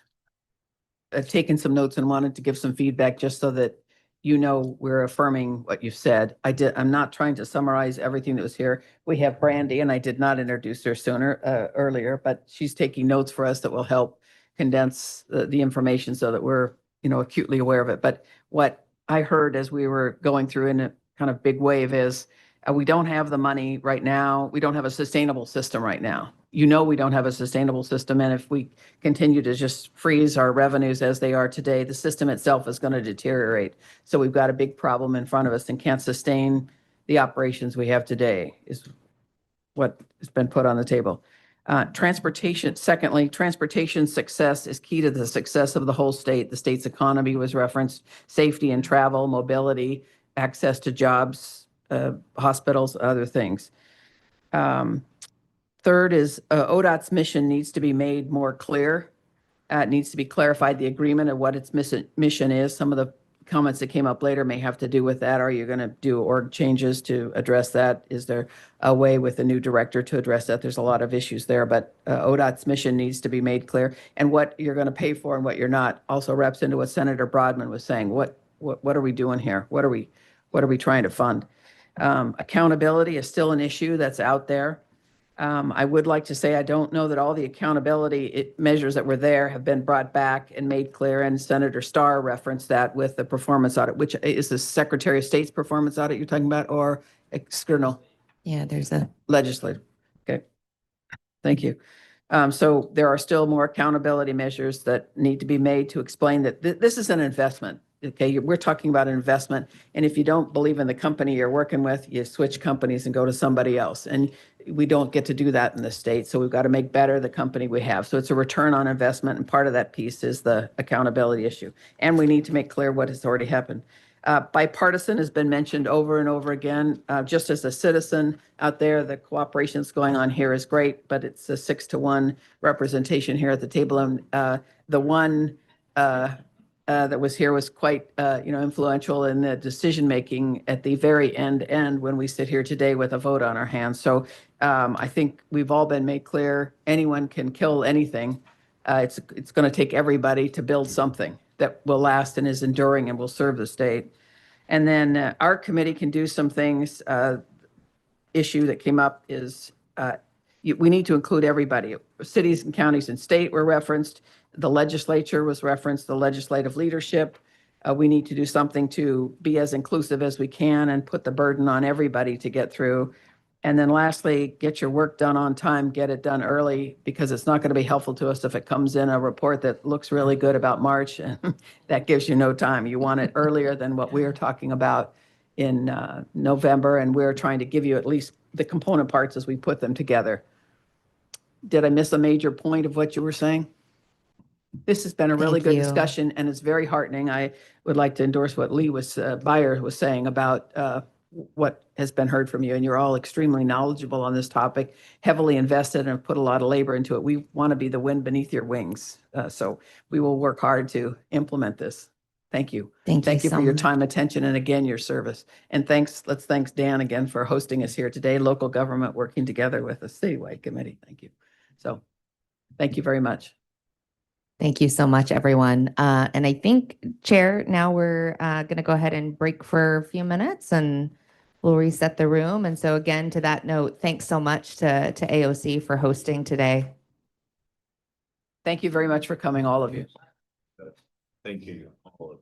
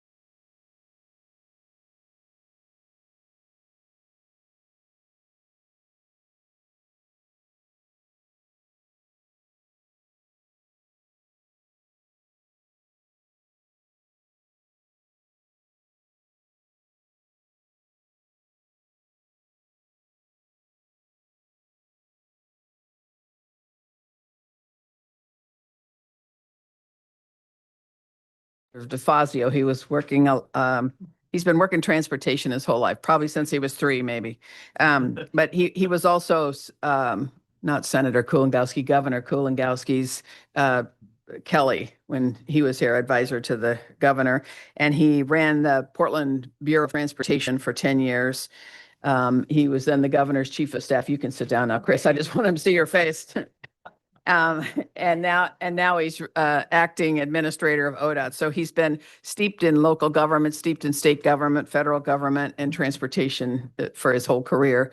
So Chris, we're really excited that you're running ODOT, and we expect to be a partner with you. We had good conversations with Lisa in between, but we really need to make sure that we're connected and that you're working on some things that will help move us ahead, and we're aware of them and can artfully discuss that. Yeah, I appreciate that. Thank you, Grace. And I was excited with the opportunity to come back and help us through this, very pivotal period at ODOT right now, and look forward to continuing the conversation with all of you as we come to a successful conclusion in terms of funding the transportation that Oregonians deserve. Yes, Gail. I didn't want to interrupt you when you were providing your summary, but I would like to add a footnote perhaps regarding one of the things that I also heard is, and we've heard it before, is that Oregonians need education or understanding of what the challenges are, specifically the fact that there's not enough funds to do the basic maintenance is what I'm hearing, let alone new projects. So, and we mentioned it once before that perhaps a communication plan, whether it come from ODOT or come from this committee or somewhere, where we would reach out to perhaps the media, perhaps the Oregonian or whatever, to have them feature some stories that would help educate Oregonians about what it is that ODOT does, but more importantly, some of the challenges that it is facing just in providing the safety factor that Oregonians want. Okay. So anyway, I just want. Thank you. I appreciate it. Thank you. Appreciate the amendment. Put it down. I wrote it down. Thank you. Can I add that we need to educate them on how much it costs too? I Right. don't think people understand Right. the cost. Okay. All right. We'll work that into some discussions. Thank you very much. We're going to talk about the CIP now, the Capital Improvement Plan, 10-year Capital Improvement Plan. This was a recommendation that came out of the strategic review in 2024, and it was also a recommendation from the 2025 Legislative Management Review. And it is trying to match the process of a project goes through with the revenues and move things forward so that we can see where we are. And it's a recommendation that came from other states when they came. That's one of the I think the 24 study. So other states, we have, I know you're going to walk through this, but we have rules about how projects proceed. We have STIPs in the state. We've had, plans. We know how it goes.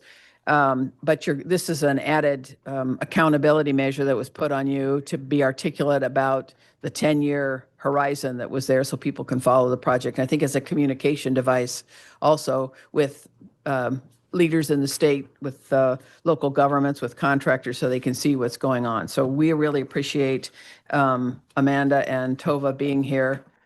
So with that, I'll turn it over to you.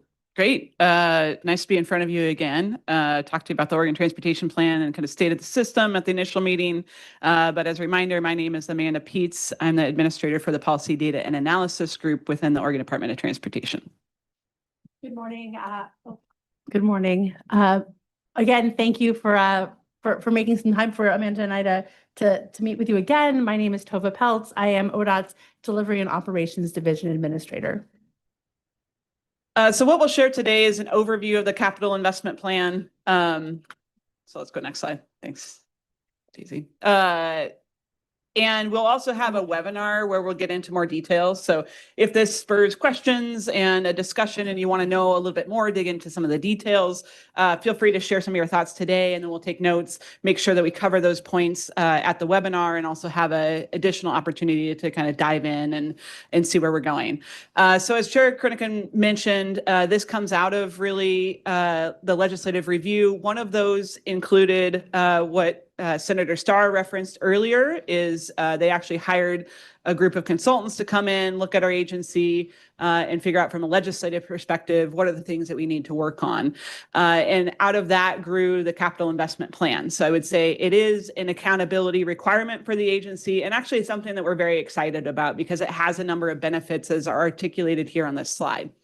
So what it does is it really does try to close the gap between our long-range plans and our short-term budget by having something that's mid-range. So a 10-year look at what are our strategies, what are our ways that we're investing in our system across the state, and how is that really tied to specific priorities and outcomes. The old adage of show me your budget, I'll tell you your priorities. We are trying to be very intentional about setting those priorities and then working towards those.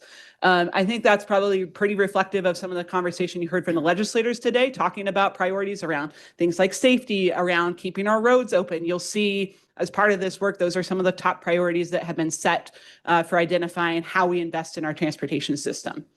The other piece that really came out of the accountability review is cost estimates. I think you heard Representative McLean describe well, there's a lot of things that come into play once the project's identified, from negotiating kind of the contracting cost to the community negotiations that happen, and that all affects the cost and scope of a project. But what we can do a better job of as well is making sure that we have a pretty good sense of some of those things about the risks of a project and understand it before we're actually putting the dollars to the project, so we can perform better overall on knowing what it is that we can actually afford to put forward and build on our transportation system. And then part of that is portfolio management, which you'll hear a little bit more about in this presentation. I think we skipped ahead a couple of slides there. There we go. Awesome. So to date, we have had about 20 different technical programs that develop projects and project priorities within their individual project areas. And with this shift to the capital investment plan, we're going to be able to identify and advance projects from a statewide vantage point to achieve statewide goals and objectives, and do that with input from stakeholders. Historically, we've also done all of that project planning, not only spread across many different programs, but also on this 4-year cycle. So we're shifting to like this 10-year view, and we're shifting to a statewide view that is really intended to ensure that all of the projects that we're advancing are moving towards the same goals and outcomes. So the next slide here shows just kind of an overview of how we're developing the capital investment plan. And so one of the things we're looking at is within the 10-year period that we're talking about, how much money might we expect coming to the agency? Obviously, there's a little uncertainty as we're engaged in this conversation right here, but kind of at a minimum level, what are we expecting? What does the outlook look like? We've been able to describe that for things like the 27 through 30 STIP. That is our federal document where we describe how we're spending federal dollars. But from that alone, we know that we're really basically focused on interstate paving in 2027 beyond. We just don't have enough money for the system. So we need to look at the financial realities of kind of what we're operating in. We don't want to create a plan that sits out there and it's just a wish list and we never get to those things. We need some better certainty and clarity on what we think we can afford, as well as having some things that we can develop and take advantage of grant opportunities. So we estimate kind of how much funding is coming in. We select and identify projects that are kind of within that likely order of magnitude plus a little bit extra, so that we have things that we can develop, be ready for those grant opportunities. We identify investment ideas really from 3 places. So I always liked Schoolhouse Rock, how does a bill become a law?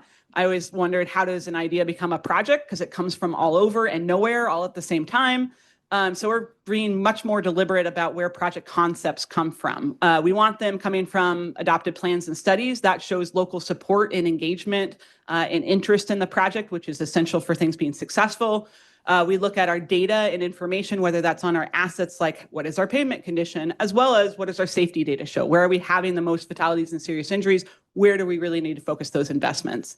And then we work with our area commissions on transportation. Commissioner Doran, anybody else in the room on an area commission on transportation? Okay. So Commissioner Doran is one. We have many ACT members on our subgroups to this group here.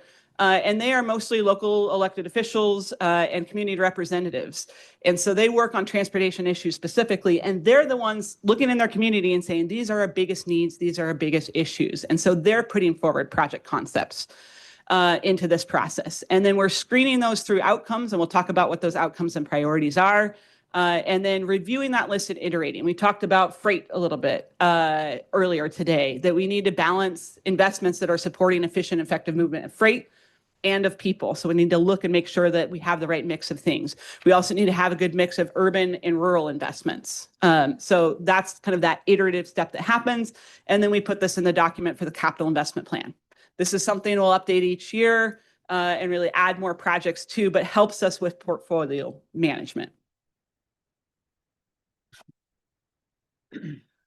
So we initiated the work to roll out, to like establish and implement the capital investment plan in 2025, and have been hustling since then to engage the acts and to engage within the agency to develop projects and get to this point by the end of the year where we've established our first capital investment plan. Right now we are preparing for the selection committee work, and so as Amanda shared, we've reached out to the acts and worked with the acts to solicit candidate projects. We've been working with our program managers, specifically our asset program managers in pavement and bridge. And we've been working with the regions, really with an emphasis on areas where we know there are long-term maintenance and preservation issues within the regions as well, to gather up all of the candidate projects. And so now we're preparing for the selection committee. We'll get back to the acts later this summer and early fall, and then we'll be bringing the draft CIP forward to our Transportation Commission this fall, so that we can finalize the first CIP in December. And while we're doing this whole process to set the first CIP, we're simultaneously working on an overlying process for portfolio management and project delivery management, because we're developing some new tools and processes for the advancement of projects that are in the CIP and that we are moving forward with, and that is to address the cost risk issues that have been identified. And so we're really emphasizing building new tools and processes around cost risk analysis, identifying getting project readiness at different milestones, and making very intentional decisions to advance projects and make funding commitments to projects, and look for leverage opportunities between different funding sources, or the pursuit of grants or federal earmarks to advance projects as well. So that is happening simultaneous to the business of developing and selecting projects. Tova, can you explain where the OTC comes in and who's on, backing it up a little bit, the selection committee? Absolutely. So we've been bringing updates on the CIP to the commission on a regular basis, but in the fall of 2025, we did a workshop with the commission where the commission weighed in specifically on what the outcomes and goals they were looking for the CIP to deliver on. And we'll get into that in subsequent slides.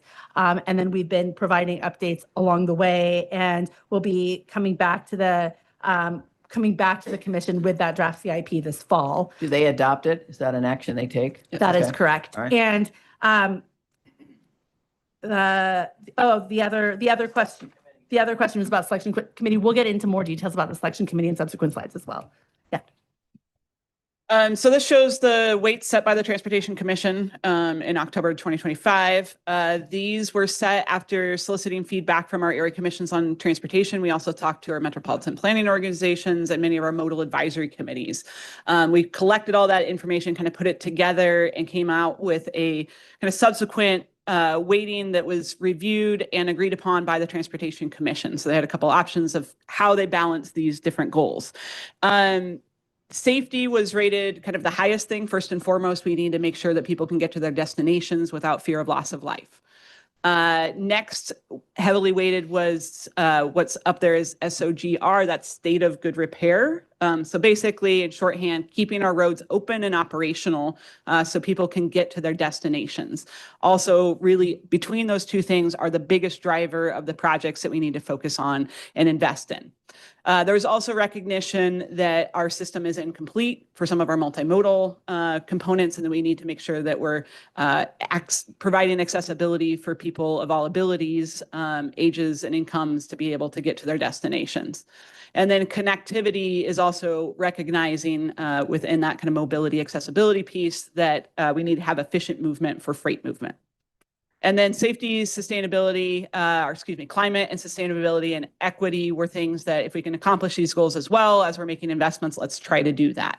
So as we look at projects, it's really what things help to promote those goals and having those elevate to the top of what we're actually investing in. So we're being very intentional and trying to achieve our safety goals, trying to achieve our state of good repair goals, while also creating other benefits in the system. And we'll talk a little bit more about how that balances. What is equity for the equity in this context is serving transportation disadvantaged populations, so low income areas in particular, and making sure that there's transportation options available. What about geographic diversity? Yeah, so geographic diversity came in the previous 2 slides back, Daisy, if you want to flip to that real quick, where it's really the review and finalized list. So where it talks about consider balance for urban and rural people and freight, those kind of things.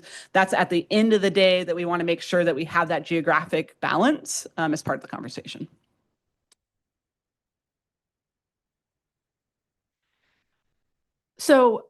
So as we've mentioned, we went to the area commissions on transportation, the regions, and our asset program managers looking for candidate projects. This is an overview of essentially what we were asking each to produce. The area commissions on transportation, the ACTs, each brought forward. We said 3 to 5 investment ideas, and of course, each ACT brought 5 forward, and then like 10 additional investments of interest, which are like additional priority areas that they've all identified. The ACTs, I think, worked closely with the regions to identify those investment areas, and then we came to the regions and asked the regions for a similar thing. And in a lot of cases, there is synergy between what the ACTs put forward and what the regions put forward as priority projects and priority investments. The regions identified investments based on plans and studies in place, as well as like data on as well as safety data and asset management, asset condition data. All of that work, both what we asked of the ACTs and we asked of the regions, is really emphasizing those OTC goal outcomes and emphasizing that those goal outcomes are what was going to, if you will, score those projects higher. And then we also went to our asset program managers specifically and for our pavement program, our bridge program, and our culvert program with an emphasis.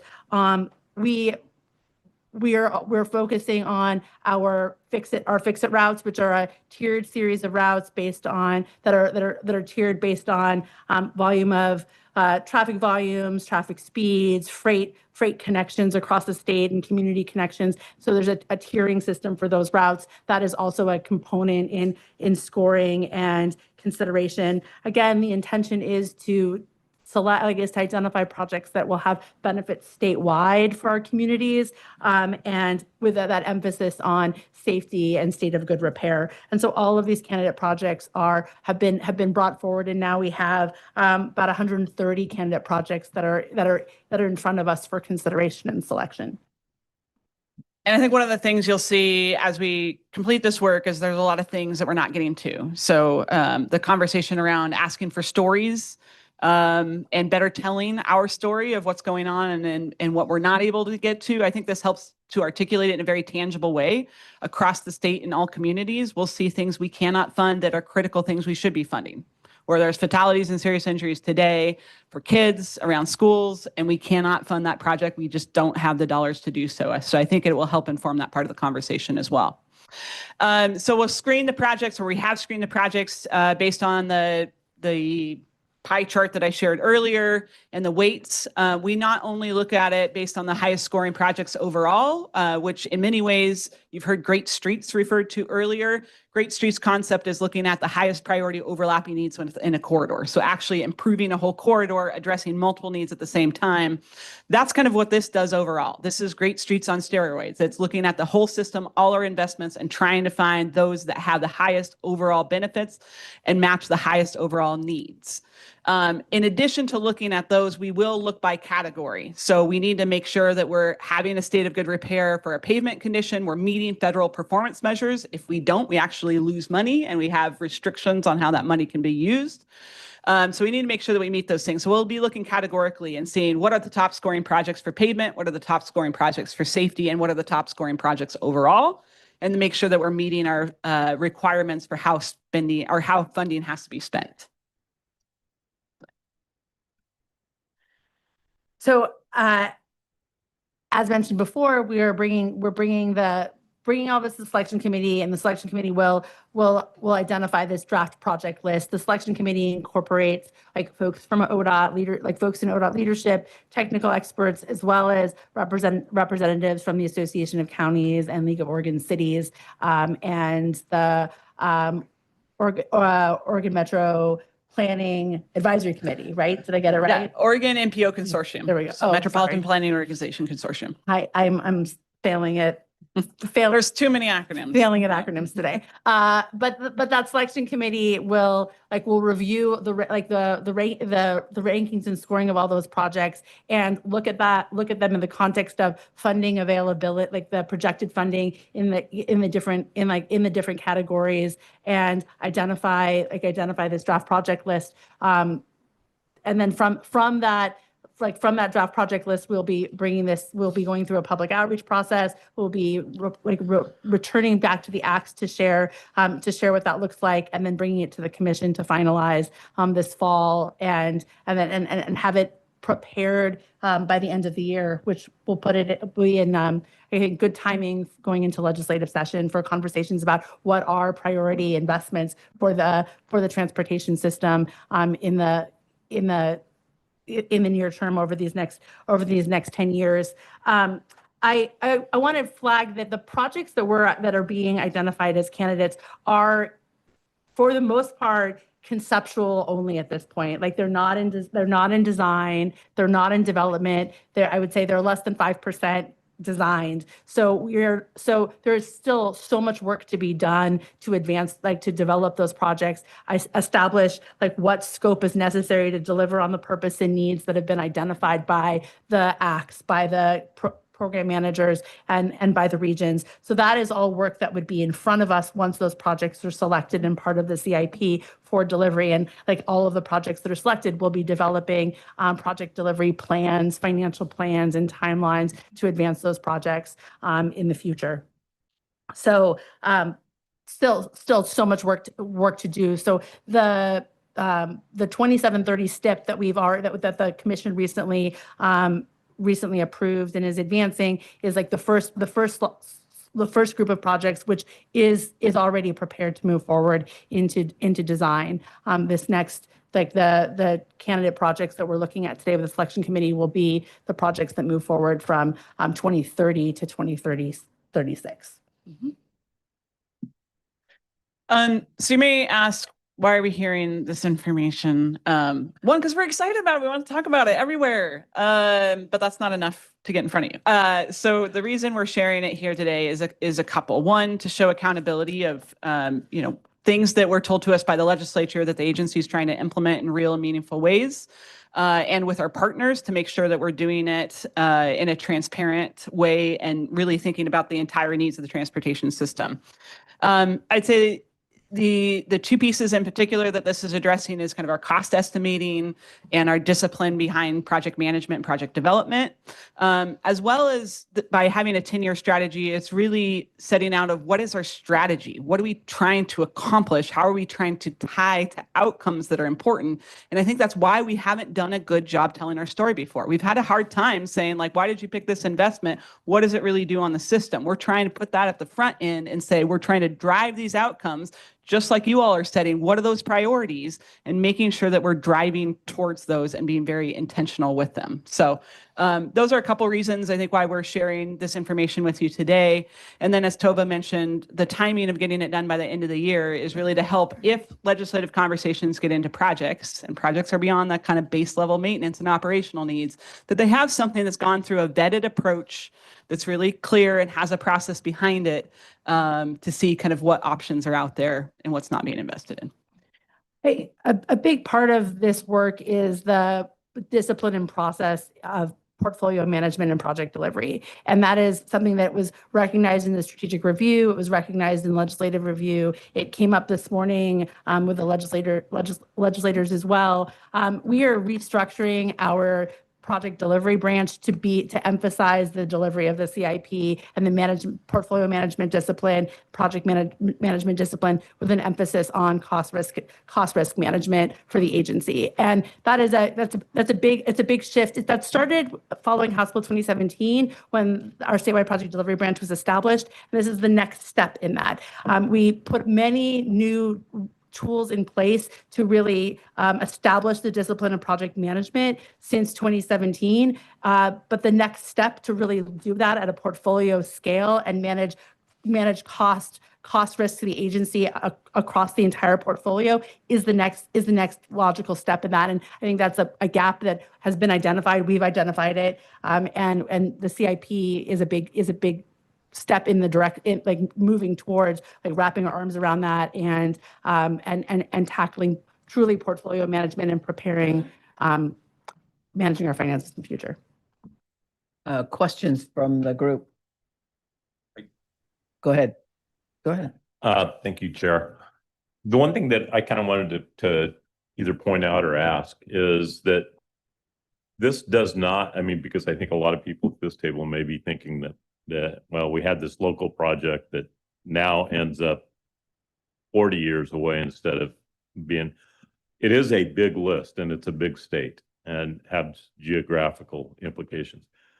I just wanted to make sure that I think people need to understand that locally, we still go after funding, whether it be federal or state, but mostly federal, to address projects that we would like to have on the SIP to advance them quicker at a local level than at a state level. And the state still participates as basically as a consultant for us.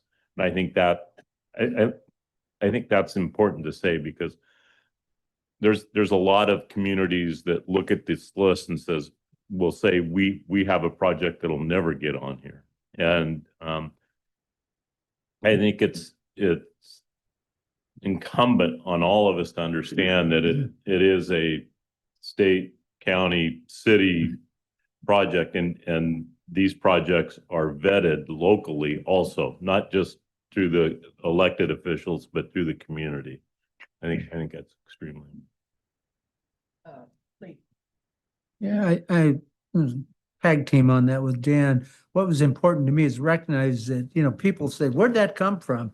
All of these things come up from the local level, and then they're tried to balance out by the commission, or they come from the freight group that has a specific problem and coming in. So they're not, there's a need that's defined locally and it's brought up, and it has to be matched by the others. And a good example of what Dan was just talking about is in Central Oregon, the Bend Corridor project. That one went over probably 15, 20 years, design, fixing pieces. But the last piece of it in 2017, we appropriated some money. But having done that, they were able to use, the local community was able to use that to convince the feds to put some money into the game. And then they brought some local money in, and we were able to expedite and finish the whole segment of a project. It's a good example of how that can work. I have a couple of questions and we need to move on, so I don't want it to just be me. So if someone else has one, I want to put Chris. Yeah, one quick thing I want to I think it's great to talk about kind of the future. One of the things that I wanted to explore, and we can talk about it more, is kind of things that come up at the last minute, right? So we're talking about like the opportunity fund that used to have where I know the Governor's Prosperity Council just did a bunch of work in terms of how do we be more ready for whether it's development or expansion or things like that. What would be the opportunities for us to get within the CIP when those immediate opportunities come up? And do we have any money in the bank for that? And how do we factor that into our conversation? Yeah, Director, I think when we do the webinar, we'll go into more detail, and just be mindful of time. I'll answer at a super high level here, which is the capital investment plan will focus on the projects that we select, but that's not the entirety of the budget and the funding that we have. So we'll keep a reserve for quick response, whether it's safety needs, emergency response, whether all those kind of things that we have to be that quick response. And then we'll also have programmatic investments that go through their typical selection process with grants like Safe Routes to School. So it has to be a mix of all those things together. Tyler. Thanks so much. I just wanted a quick comment for this group, a preview of the report backs from the work group, but this has been a big discussion of the major project subcommittee, because one of the current challenges with our major projects is that they sort of get picked out of the ether and often are not further along in the process in order for the legislature to get great numbers on what they cost and what they're really going to do and how much they advance priorities. And so this effort in and of itself, which I think we should all recognize is a huge lift by ODOT. It's overdue. It is part of, I think, sort of an accountability process so that people can understand where and how projects move forward, and we can understand how much they really are going to cost when we start talking about them. But from the perspective of the major projects subcommittee, I think this is actually a really important step forward in both identifying how projects move forward, how we prioritize them, what the public and the people of Oregon are getting for them, and how we have some idea of what they're going to cost and what they're going to deliver before the legislature funds them. So thanks, team, for coming to present. I want to appreciate the work you've done. I appreciate that, and the immensity of it. I'm a little worried that it looks like a wish list, and it's great that you might have some information about the projects, but there's no money for probably almost everything that's on your list. Is that true, or is that not true? I think if you look at the suite of candidate projects that have been presented, we're going to fund a very small portion of those moving forward. And so in the capital investment plan, we are looking at that 10-year projection of funding so that we have something that's reasonable, because that wish list long-term is not helpful to anyone. We want to show what's actually practical kind of within the rubric of funding. We'll have as an appendix all the kind of projects that were proposed so they can see what we're not getting to. But I think to your point, we want to be careful on overcommitting. And we have a pretty broad range of costs that we're looking at, and they're not quite estimates, because as Tova mentioned, we're like less than 5% design. So we're just kind of seeing ballpark how projects might cost, and then taking that higher end of the range to see what we think might be fundable. But it's not a precise exercise, because we don't have precise estimates of cost, and we don't know for certain the funding we have. And the parallel, and go, Tova. I was just going to add that the candidate projects aren't all going to be selected. So a portion of those will be selected. So we have over 130 candidate projects. A fraction of those will actually be selected for the CIP. And where is the management of existing projects? So Abernathy, Rose Quarter, I-5, are those on there? Those are already like the projects that are already existing essentially will be grandfathered into the CIP, and all of the project and portfolio management tools that we're establishing with an eye towards how are we managing the program, the portfolio that we have today, and what additional tools do we need to manage that existing portfolio, and what tools do we need to manage new projects in the portfolio in the future. And the bonding and funding commitments that have already been made today are kind of subtracted out of what we assume is available. I'll take some of this offline. I'm quite worried that the gap in funding on just the Rose Quarter and IBR alone would eat up any revenue we don't even see in the future now. And the management of it, the equivalent of CVEP in Washington State, the cost evaluation program that they've done fairly well with,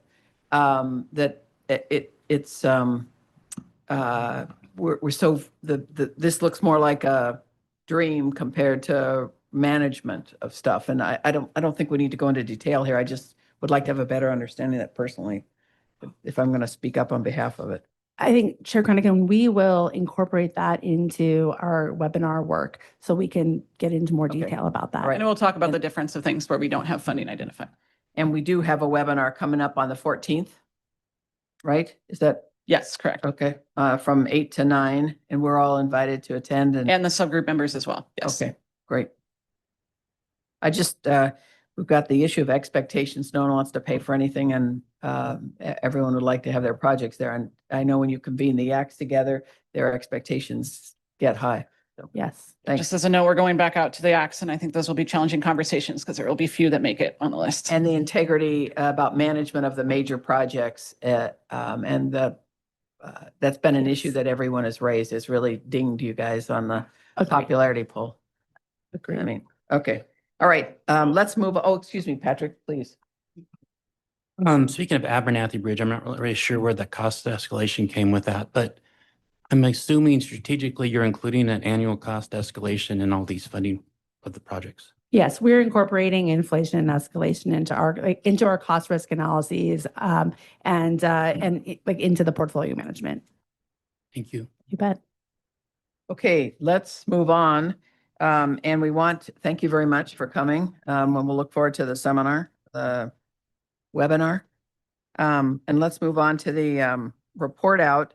The next segment we're going to try and do is get our connection better with subgroups that are working. And some of you are there and the liaison to these subgroups. And some of you, thank you, Lee and Jana, are chairing them. So what we'd like to do is just get a report out from you on what the major themes are that are coming out, any issues you want to bring to our attention, any developments that you see that we need to respond to, early themes, that sort of thing.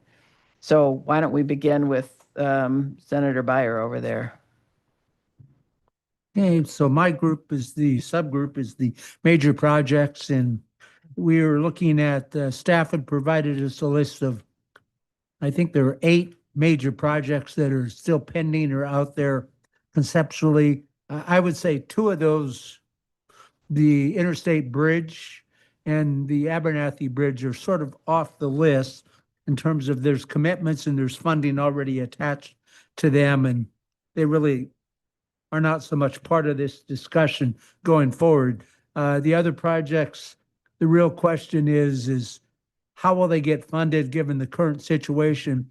Lots of discussion in the committee about separating out the need to separate ongoing operations from projects. And I spoke to it a little earlier today, said we really need to get the legislature to understand what's the operational level that they feel is appropriate and attach a budget to it. And then I think new projects are above and beyond that. And probably what they're going to have to adapt to is if they're going to do a new project, they're going to have to figure out how they're going to fund it separate from operations, which is not inconsistent with the OTIA legislations in the past and JTA. One of the things that people, I think, don't understand is when the legislature adopted those, they specifically dedicated funding for them.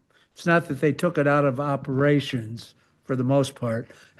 They took the new revenue stream and dedicated it to those projects and tied it up for 20 years or so in bonding. So that was one issue.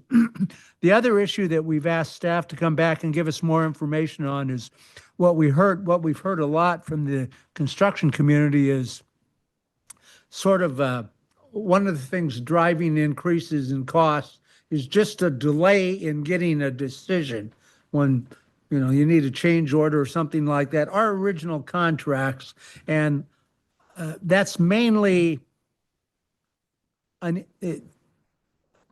big part of that, I should say it that way. A big part of it is the relationship between ODOT and the Department of Justice, which has to approve all contracts, and just a delay. And as we talked about it, from the construction side, we heard, it used to be better. One of the things I wasn't aware of, and I guess I was in the legislature when we passed this, is apparently we passed a bill that required the Justice Department to do a number of certain things, which is really, that process is significantly delaying projects and tying them up and costing a lot of money. So that's one of the things I think we will be making a recommendation to this group, saying you need to recommend to the legislature that they reconsider that. You know, my own bias would be from my experience when I was chairing the Public Utility Commission is I think we were the only state agency that had a retainer with the Department of Justice, and we had a set of attorneys who worked just for us. And I believe if you had that, if you had one or two attorneys that were part of the Department of Justice, but it resided within the department, you'd get turnover faster. So that's essentially where we're at so far. Questions? Let's, Next meeting? when's your next meeting? I think it's this 24th. 24th. Let's go next to Tyler Frisbee. You're so we have, I'm sorry you're in person, but we might lose Tyler, so I wanted to catch Jana. You got me. Okay, so go ahead, Tyler. I'm the liaison to the major projects subcommittee, so the same group that you just heard from Commissioner Byer. I just and he gave a pretty detailed overview. I would say that just major themes from our group are the need to make sure that we are identifying projects that are going to deliver the most to our system and to the people of Oregon, and that we are entering into them with a solid understanding of what it will cost to build them. And we've really identified, sort of from a legislative process, one of the real challenges right now is legislators want to push forward projects they hear about from their community. Those projects are often they haven't been really fleshed out. We don't fully understand what they do. We certainly don't understand what they're going to cost. And so we end up in this situation where legislators don't fully fund a project because we don't have a full understanding of what they cost.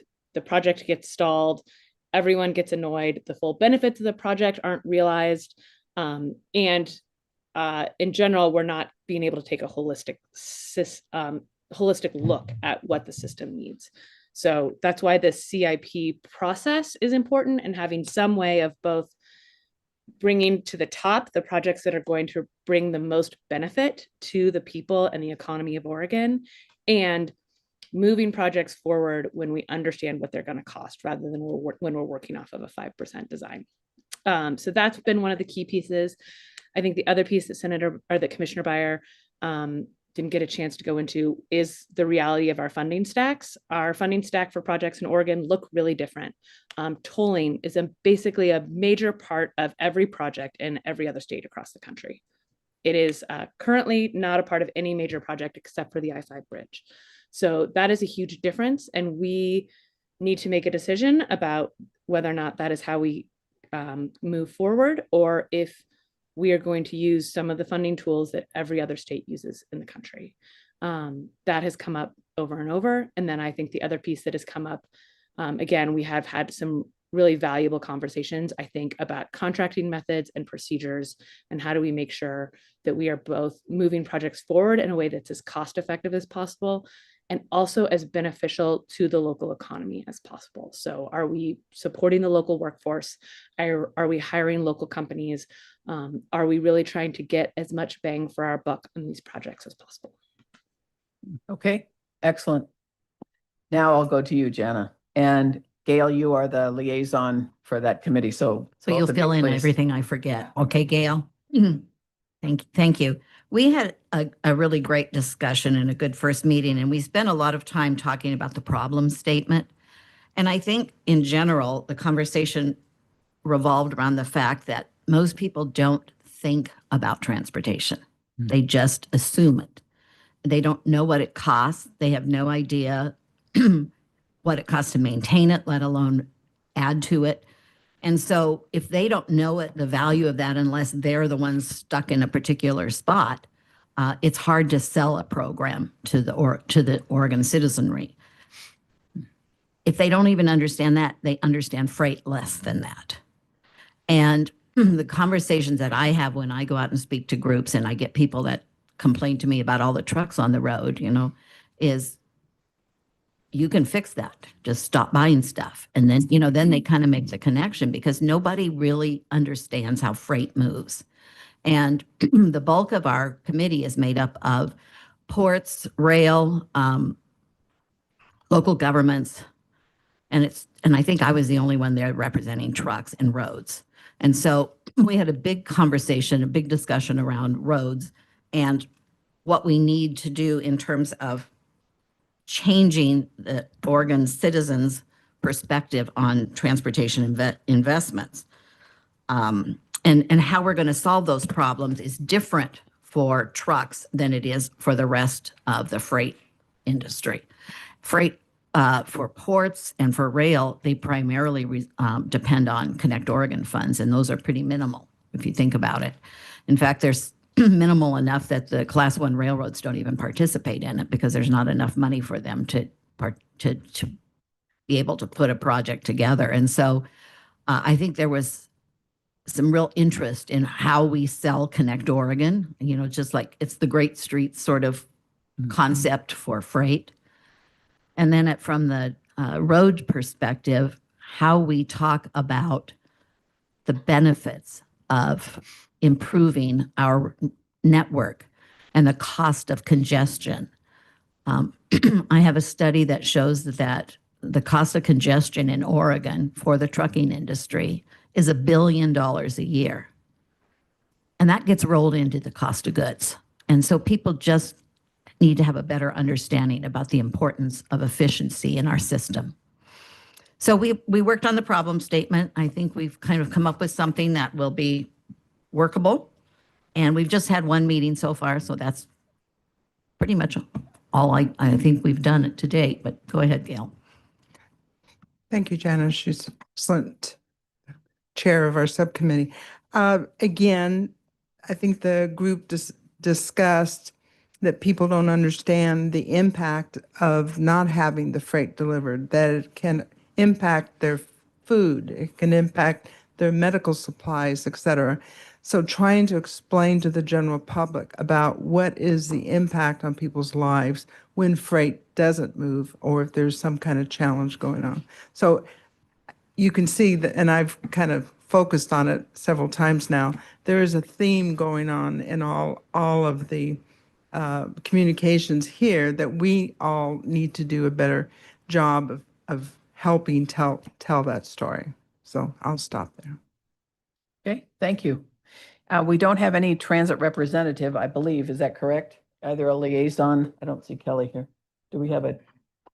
No, yeah, Julie unfortunately couldn't make it. She is the work group liaison. I think Jameson, who is our subgroup chair, I don't know if he's online. He's sick. Okay. Okay, yeah. Okay. Yeah. I could just hand you my mic with it.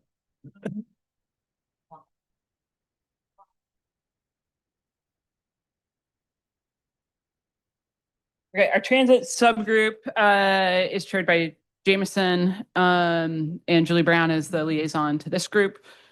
We've met twice. A lot of the conversation has focused on kind of where are we today with our transit agencies. Transit agencies are very different across the state. They're not one size fits all.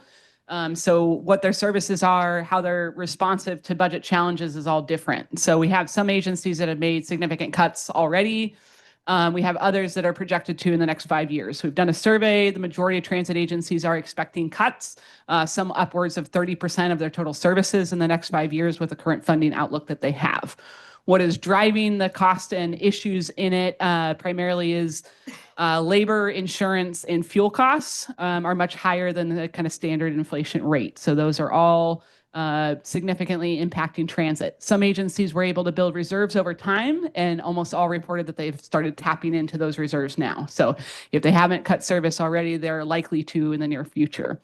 What we've talked in terms of potential priorities as we look at the funding scenarios or potential increase in keeping pace with things is really serving transit-dependent populations. So low-income individuals, veterans in particular, rural transit service, and there is a cost differential of rural transit service because you're going more miles, fewer passengers, but they are super critical services to connections to medical, to jobs, to other things. So that'll be the focus of the group moving forward. Okay, good. I'm looking for questions as we go and assuming you're going to speak up if you've got a wave your thing around. Chris Hagenberger, you're our liaison to community safety and livability. You love to mangle my name. It's okay. It's Hager Balmer. Yeah, super Okay. phonetic. All right. Hi, everybody. Yeah, I'm the liaison to the Livability and Safety Subgroup. And I will say it is shocking how unsafe Oregon's roads are. We have literally thousands of people dying or being seriously injured on the roads each year. In fact, they're at record highs, and Oregon used to be 17th in the nation as far as safety is concerned, but now it's 46th in the nation. So we've got a lot of work to do. And in the Oregon Transportation Plan, that's our overall strategic vision for the state, safety is the #1 priority. So what that means is safety should always take precedence if there's conflicts amongst goals. And it's about everybody. It's about the people in cars. It's about pedestrians. It's about bicyclists. It's about someone in their wheelchair. So it's everybody who's moving from one place to another. And the way that it's addressed is you use something called a safe systems approach. So you look at safer roads, safer speeds, safer people. That means how we behave when we're out there. Safer vehicles. Everything is getting bigger and bigger, and actually is more likely to cause a death if you're struck as a pedestrian or a bicyclist. And a safe, speedy post-crash care. So, and all of these things actually have multiple, we talked about how they have multiple benefits: better health, more affordable transportation, local economic development are all tied into our safety measures. And when we think about safety, we're not just talking about urban areas. These safety improvements are as critical on rural highways as they are anywhere. And it's just as important for a kid to be able to safely walk or bike to school in Hines as it is in Beaverton. So we were very concerned about the redirection of the Safe Routes to School and pedestrian and bicycling funding that happened after this last session. So anyway, like everybody, we're working to identify a mix of high impact, cost-effective, immediate and long-term safety improvements.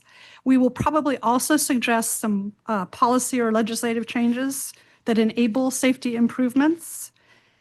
And we've also, like everybody, discussed how the funding needs to keep up. It needs to be indexed. It needs to keep pace with inflation. We were also charged with looking at EV infrastructure. I don't think it fit neatly into any group. And we agree that it's important from both an affordability and a climate issue. So for example, if you live in a multifamily dwelling and you want to buy an EV, you should be able to charge that EV. If you're a rural driver who does tend to drive more than average, you should be able to buy an EV and be able to get around the state. So we agreed about all of that stuff, but we also decided not to actually develop funding recommendations this round. And yeah, so that's what happened. Chris, what are the percentage of accidents related to impairment? Someone mentioned at one of our earlier sessions that impairment is going up as either a cause or a factor. Do you mean impairment as in drugs and alcohol? Yes, I do. Yeah, I'm going to turn to Amanda who has I actually started looking it up, but. Yeah, so the biggest factors are speeding and impairment. Sorry. I'd run over there again, but okay, so safety issues, the two locations where we see the most fatalities and serious injuries are at intersections, which are mostly urban areas, and roadway departure, which is mostly rural issues. The two biggest drivers or contributing factors are impairment and speeding. In particular, speeding is actually a little higher, but those numbers have been going up, particularly polysubstance impairment. So like alcohol and drugs and multiple types of drugs have gone up over time. And how does that compare with the other states? We've seen it go up in other states a fair amount. Oregon has fairly low levels of enforcement in terms of per capita law enforcement in the state. So that's likely to be one of the contributing factors to some of those issues is just law enforcement presence. We also have lower rates of driver education and some of those kind of things that can help support reducing those things down. But in terms of trends, they're pretty similar at the national level, not quite as high as Oregon, though. Okay, thank you. Other questions? Jana? Chris, would your group take a look at driver's ed, if you're talking about safety, I think there's some real opportunities to improve what the questions are and what gets taught in driver's ed. And for right now, there's virtually nothing about interacting with trucks, for example, and people just don't understand how long it takes for them to stop and what they can and can't see. So I think there's some opportunity to improve our education. Yeah, one statistic that Amanda provided us is that when teenagers do get driver's ed, there's something like 21% less likely to be in a crash after that. So, or cause a crash. And so I think driver's ed is really fascinating. I can't believe that it's not required. It's astounding. Maybe just one thing I'd add, Chris, real quick, based on that question, Jana. There are some things that this committee is looking at that aren't necessarily costly things. So a couple other things that we're looking at is automated enforcement. For example, we're looking at the drug alcohol limit and some of the policy type issues, in addition to things like infrastructure spending and things like that. Thanks. I think low-cost solutions are a great thing for us to be highlighting. So thank you for that. Would you mind giving us an update on your committee? Sure. And Tova, please feel free to kick in on this real well. So the Maintenance Preservation and Emergency Management Subgroup met July 1st, the last meeting. We were presented or going to be presented with 3 scenarios. We had hoped to get through the first 2, I think it was, on the first, and only managed to get through the first one. A lot of the conversation was on bridge and bridge safety and what's going on there with failing bridges and seismic updates to bridges and situations like that. In rural Oregon, what I've been noticing as a 35-year career firefighter is I'm seeing more and more signs on bridges that say, here's your weight limit for emergency vehicles. And in rural Oregon, when fire departments go to fires, they have to bring like 3,000-gallon tankers that weigh a whole bunch. And so that is presenting a real safety concern for us in terms of getting emergency services, as we've heard earlier today, to rural Oregon. So we did a lot of that. There was one person brought up the question about, would there be a chance that because of all the seismic upgrades that we're doing now is eating up a lot of budget, would it be possible to maybe pull back on that a little bit and get caught up on making bridge at least safe enough for emergency vehicles and things like that? Talked about options for small and medium-sized cities and counties because we're very reliant on state funds. I know in Detroit, if we don't get help from the state, we don't get things done. And we're not different than many other small cities. I was talking to the city manager of Gold Hill, I think it was last week, and they can't do anything without help. We are addressing demonstrate efficiencies to public accountability, transparency, reporting, and showing public what we're getting and how we're doing better now. And things like that. I agree with what Gail said. I think this has got to be a public education blitz, and I think it's across the state. I would even look at, instead of let's deal with, nothing against them, the media in Portland, but let's deal with media in every section of the state and try and target what's going on in that area to help educate the public. Hey, here's what you're getting, and going from there. At the end, we decided that scenario 1 is probably not acceptable, so we have to rethink setting service levels that we can accept. We are going to prioritize safety, including emergency response, wildfire issues, and how to address that enforcement. Wildfire issues, as you probably know, is a pretty big deal in rural Oregon, especially up in the Cascades, like the city of Detroit. Take care of the system we have first, consider the level of work that is being completed. I mean, if we keep expanding, are we not just increasing maintenance costs and maintenance that's going to further deplete the system? More county, city, state partnerships and coordination, maybe sharing resources to prioritize safety access, to have opportunities to pool resources for collective buying partners, and opportunities for shared work and contracting in the area. What we probably have to give up is convenience, access, and things like that. Tova, that's high overview.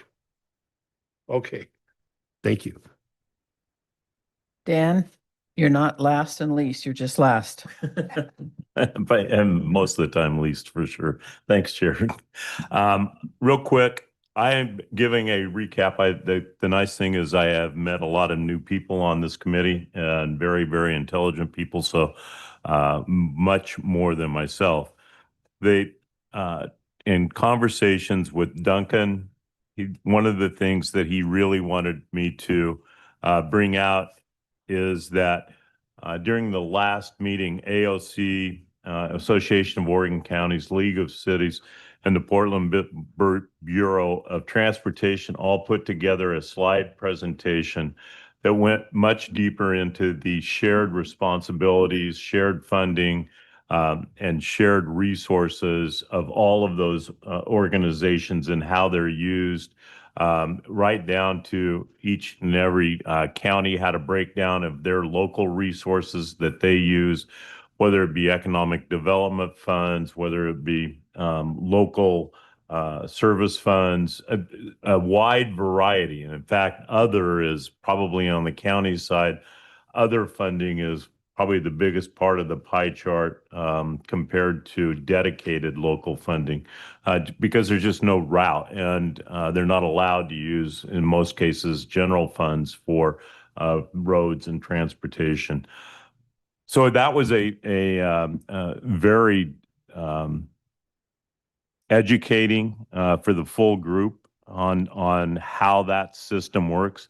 We all just off the cuff call it the 50-30-20, but it's much more than that. It's not just funding, it's also shared uses, shared responsibilities. And I think the bottom line is that it's called a state highway fund for a reason, because everybody in the state uses it for sure. The other thing was, again, I just touched on a little bit, the different local revenues and how they're generated. And I talked to Kelly real quick, and I think this presentation is going to get posted, or Susan, in the next, within the next month. And it really is a very detailed presentation. So hats off to LOC, PBOT, and AOC on that presentation.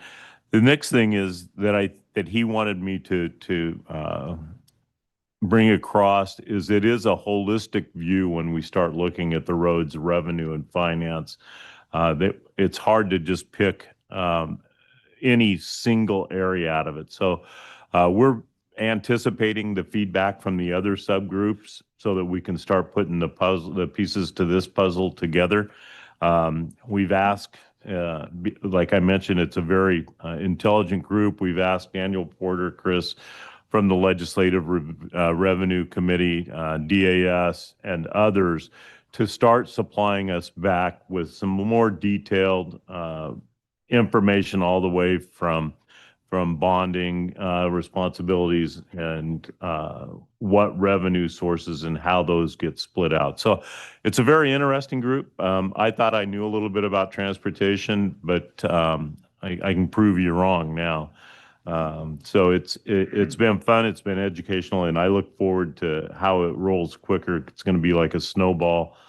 We don't have our next meeting planned yet, but we all are talking almost on an every other day basis. So it's been interesting. So thank you. Thank you.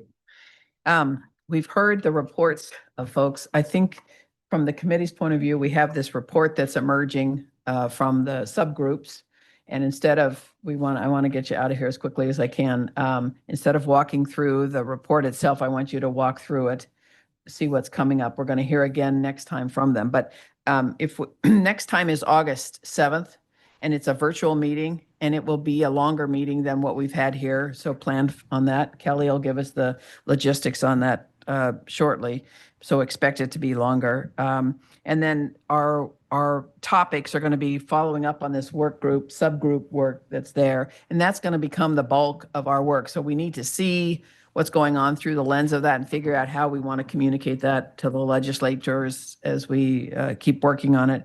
And then we want to hear from other states at that meeting. So there'll be a presentation by other states, what they do, how they do their revenue, what their life is like, what kind of accountability measures they have in their state, how things are framed to keep a good relationship with the investors, if you will, the taxpayers, the legislature. And then we want to, we'll be hearing from our major projects folks next time and the business partners about project delivery, because that is an issue that's been coming up over and over again. And then we also have a local government webinar that's coming up on the 27th of July from 4 to 5, and I'm hoping you can tune into that. It's just a kind of a side homework project. Same thing with the webinar that we talked about earlier with the CIP. Kelly? I know we're running short on time. So I just, two quick things. One, number one, an extreme amount of gratitude to everyone who's involved in a subgroup right now. It is a lot of time. It's a lot of information. And we really couldn't be doing any of it without your very much appreciated volunteer hours. The next thing is a plea, I guess, to all of you, the liaisons and the chairs that I have here. This process is designed to force uncomfortable trade-off conversations. So it is about take that no new funding scenario seriously. These difficult conversations, they are difficult for a reason, to help us kind of distill down from a consensus-based approach what really is kind of the top priority items moving forward. That work is what fuels conversations with the community as we move forward. So I know it's not fun to talk about those things, but this next phase of work, now that you've identified your problem statements, you've identified what those scenarios are, will be about working within those and having some difficult conversations about trade-offs and implications. So thank you for helping your folks move through those conversations. And if you need anything from me or others as you do that, just reach out. So when Jim was talking about, we didn't like that scenario, so we're moving on. The cost of doing nothing, the cost of not making another decision or another step to invest in the system is not the cost of having the system we have today. And we've got to be able to translate that. It goes to what Gail and Jenna and some of the senators were talking about, our representatives. We've got to be able to explain to folks, yeah, we can just keep the taxes right where they are, and your system is going to not just stay the same, your system is going to go down the drain, and it's going to cost you 4 times as much if we ever find the money to bring it back into place. We've got to be able to articulate that. So each subcommittee is going to have to explain what it means. If the buses stop running, do they just get to come back at no expense? If the roads don't get paved, and the condition rating goes down, what does that mean? So what, the condition ratings dropped? It's the precipitous nature of what's going on right now that we've really got to be articulate about. So your subcommittee work is where that work's going to start, because we don't meet often enough to do the work here. So it's got to be done, and you've got to bite the bullet. And if Bruce were here, he would say, if I have to lock you in a room, we'll do that, because you got to make the tough decisions to have a report that's going to stand on its own as meaning anything. So I'll just put that out there on Bruce's behalf. Thanks, everybody. Thanks for being here. And let's also thank Dan for the AOC work. AOC is here. Well, we appreciate the cooperation with local government, and this has been lovely. The facilities are lovely. Thank you very much.